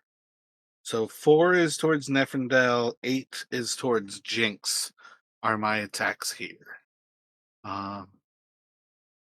So one's gonna step away from Mouchin there. And same thing, I think you can react. Yeah, I think that's pretty good to say it's far enough away that you can react there. And then the other one, oh, that one is from Neferndel is here. Oh wait, no, 8 is Jinx. That's what it was. So this one has to come in to see Neferndel, which is its attack, and I think it'll get 2 base ups. Son of a bitch. All right, so Mountain, did you hit with a 24? Yeah. And then It- technically, do your damage thing say on a turn or a like round? Because I think you might be able to do all of your damage on that attack. It says once per turn when you hit a This creature. is a different turn, so yeah, you can apply it again. So For 8 this one's total. against. What was the total though? 8 is like with it. Yeah, that's 8 with. I rolled really low, like a 1 and a 3. Gotcha. So this is the one swinging at Jinx, rolling a 15. Is that going through, guys? Oh yeah, that's good. Yeah, Dalton's preoccupied with wiping the vomit off of his from the touch. So Oh, I don't. There we go. It's gonna do 9 damage to you, Jinx. It's like the one kind of comes up from behind and just like open palm like slams down, like compacting your spine kind of thing. And then one's rushing up toward and back inside of the room, going towards Neff. I think that still hits her. No, that is just at a miss as it like swings out at her. I think she's shielded. I don't know, and I guess it's really kind of one of those things where like it goes to like slam into her, and you can just like hear the ring of her chainmail like underneath like her outward clothes. And it's just kind of like I don't know, tightest little grip between her getting slammed into the wall and just kind of like ringing off of her mail. And it will go to Dalton.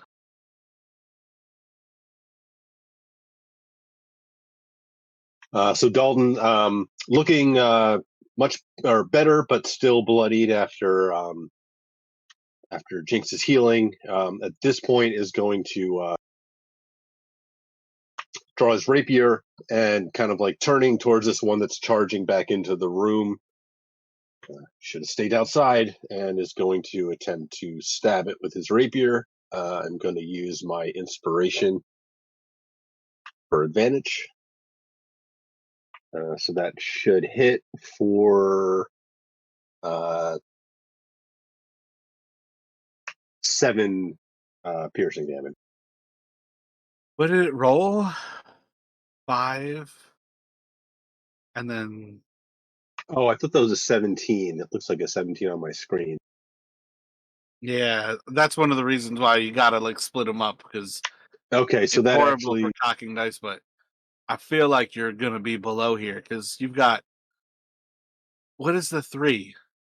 Is that a remnant of the old one? Because didn't you have a D6 proficiency now? Oh yeah, I rolled the D4 instead of the D6. So 5 plus a D6, and then what's your dexterity right now? Is +3, so it'll be 8 3? plus. So even with a 6, it's not going to hit. Yeah, you can max out at 14 right now. So yeah, you're just below there on that strike. Yeah. I don't think there's anything you can do for that one. Yeah. So that is going to be all for me. Right, because are you guys high enough level that you can use bardic inspiration on yourselves as a reaction yet? I feel like that's like level 10.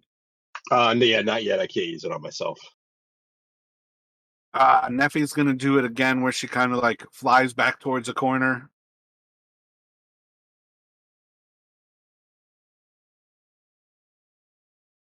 Ogre is going to slap at her. Oh, I don't have to roll the damage. I need to roll con saves.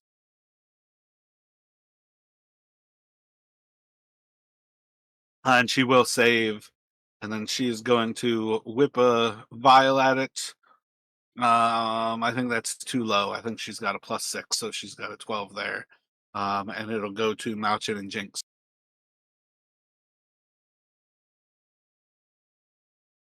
Jinx will just yell, 2 can play at that game, good sir. And I'm gonna open hand slap the ogre back that just hit me.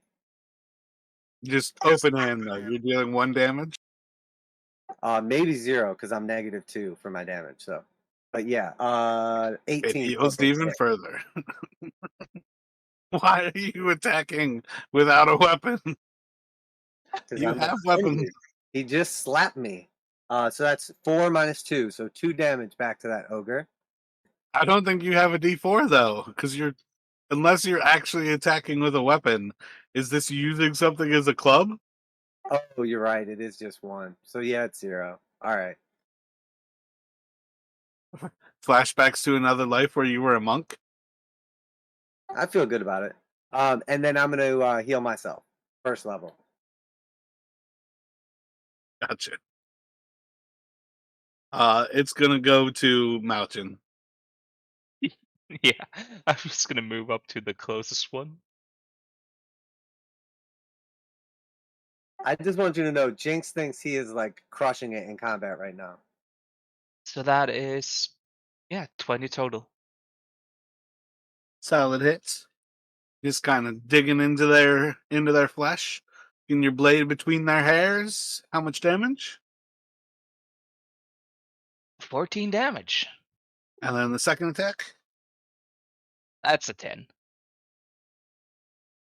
That will miss and finish with the sword. Oh, wait. Yeah, no, it rolled right. That's a nat 1 for 9 total. I would say at this point, both of them are kind of looking about equal. Same pair, Nephernel and Jinx. So let's just go for Jinx first. Try to slap at you. Should be a solid hit. You guys messing with it at all? No, I'm good with that.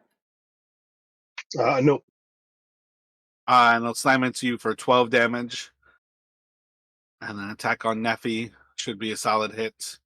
And her attempt to save, she's. Ooh, I didn't mark them off before, but I feel like I said she took some wounds.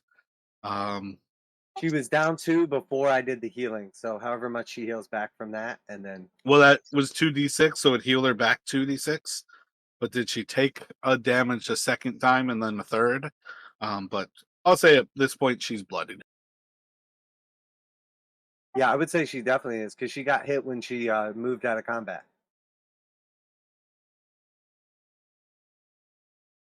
Like when she just moved out of combat to take that turn. because that tells me she's down and out right now. But Yeah, I again, I thought didn't if she look left at her. I combat, think she she. got hit. That's kind of what I was thinking.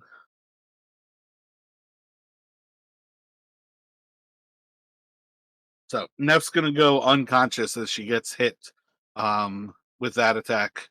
But I did actually forget. I can't look it up. I'm gonna go odd as the top one. The top one is the one that is going to break from you guys to go attack her, because I forgot they had to leave combat to do so. So all of you can take a reaction and attack it when it goes after her.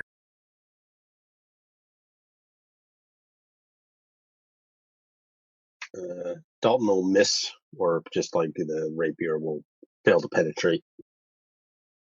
With Yeah, an 18? That's including the damage roll, so it was Oh, gotcha. 14 to hit. yeah, Malshin misses with the 7. Gotcha. And nothing from Jinx. Can It I will, use Warcaster to cast Suggestion as my reaction? I don't think Warcaster says you can't. I'm just gonna say I think you want to stay here and fight us, and that's gonna be my suggestion. It's 14 wisdom. That's a 14. So yeah, it'll go as we had it before. It like still walks over there and smashes into her. And that should take us to Dalton. Both of them look pretty bloodied at this point. I don't think either one looks worse than the other.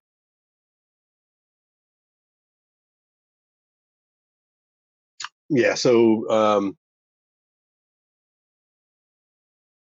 Dalton is going to, seeing he's been having no luck with his blade, going to go back to essentially creating some magical blades on this one nearest the entrance, so to his south, and he is going to this time cast a 3rd level cloud of daggers right in this ogre's kind of like face, like have the blade start essentially like flensing its around its head,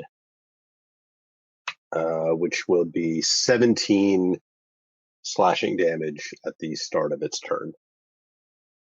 What does it look like when you cast Cloud of Daggers? And yeah, describe to me what it looks like when you cast the Cloud of Daggers.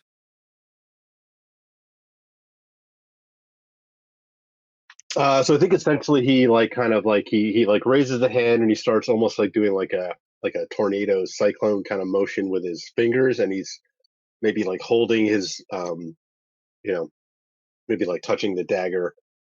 Technically it's a sliver of glass that's the component, but yeah, essentially like doing like a swirl of his fingers, and kind of like as he's doing that, like the daggers almost seem to like kind of fly out of his hand and like hover, you know, around like the point of origin before they sort of like all of a sudden just like bite into the ogre.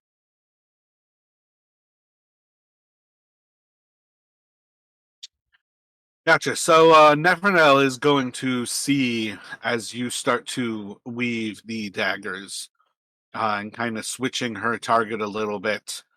She is once again going to attempt to kind of just like flying to a different corner here.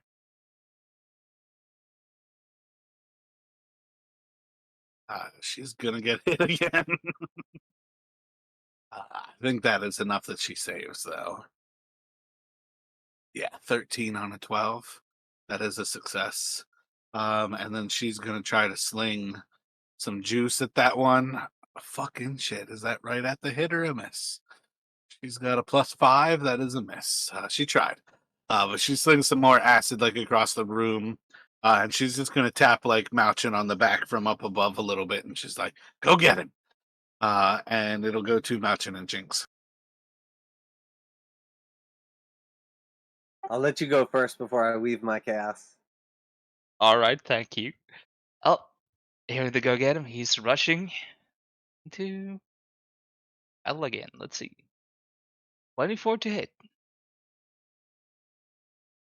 Solid hit.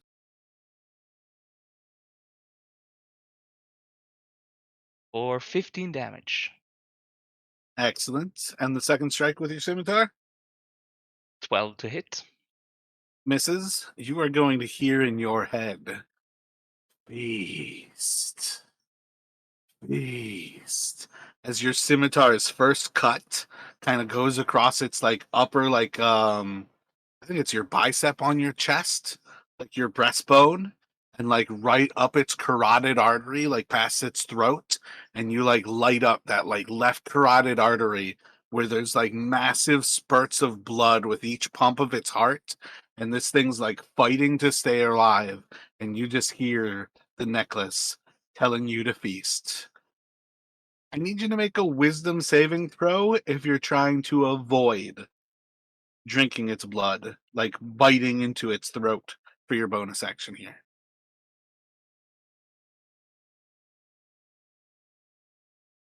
Yeah, I'm gonna try to avoid that, at least for now.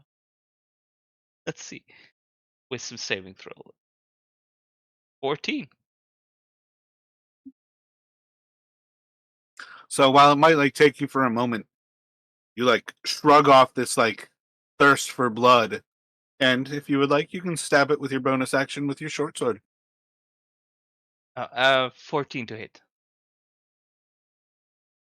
You just hear from within the necklace. Another failed opportunity. But you kill often. You'll give in. We'll be a pair soon. And it just kind of like draws your attention towards the other one, and it's just going to kind of continue with that same idea of kill it, feast as it dies, take everything. And it's going to go to Jinx. Am I within 5 feet of this one right now? Am I in combat? Yeah. And is Dalton messed up still, bloodied? Dalton is bloodied. Yep. All right, I'm gonna do bonus action, and I'm going to twin spell cure wounds at first level. And I'm gonna tap Dalton on the shoulder again when I cast it, and I'm gonna say, "Watch this."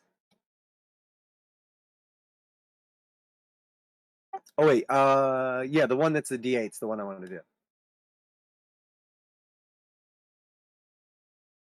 So we each gain 6 life, and then I'm just gonna leave combat.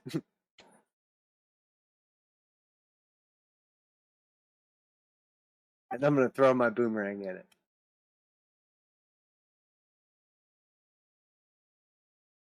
It's just going to like smack a fist right behind you as you like leave that area. It just kind of reaches out to smash. And you Does completely a stick fail fail? to hit it with a boomerang. Okay, but wait though. Oh wait, when the boomerang misses, it flies back to me, and I catch it, and I look really cool when I catch it. And then that But was it. wait, there's more. I feel like the fact that you're in a tiny room might suggest otherwise. Roll a percentile. If you're below 24%, no. You just like whip the boomerang into the wall and it just plinks down onto the ground. Because you're inside a tiny jeweler shop, which I've been forgetting to actually describe. Like every movement in here is like a bull in a china shop, where this place is just covered in like um display cases with like fine silver and stuff, and you guys are just like, well, these things rather mostly are just smashing through everything. But you guys are currently like inside of this like tumultuous battle. Okay. Um, Then I'm just standing there with my hand up in the air, waiting for the boomerang to come back, like awkwardly for way too long. don't leave me hanging, boomerang. Yeah, so when this thing starts its turn, it just kind of like stands there and it's just staring down Dalton, and it's gonna feel like ages as it's just like staring down at you until you realize like this thing is completely gutted inside. It's dead, and those knives are just churning and it's like the churning of the spell, destroying and mutilating its inner body is all that kind of has like the skeleton is just like inadvertently standing and eventually just slowly topples over and the blades start to like cut their way out of its flesh. That thing is decimated inside. There's nothing resembling like inner organs. Much of its skeleton is diced, but these things are dead.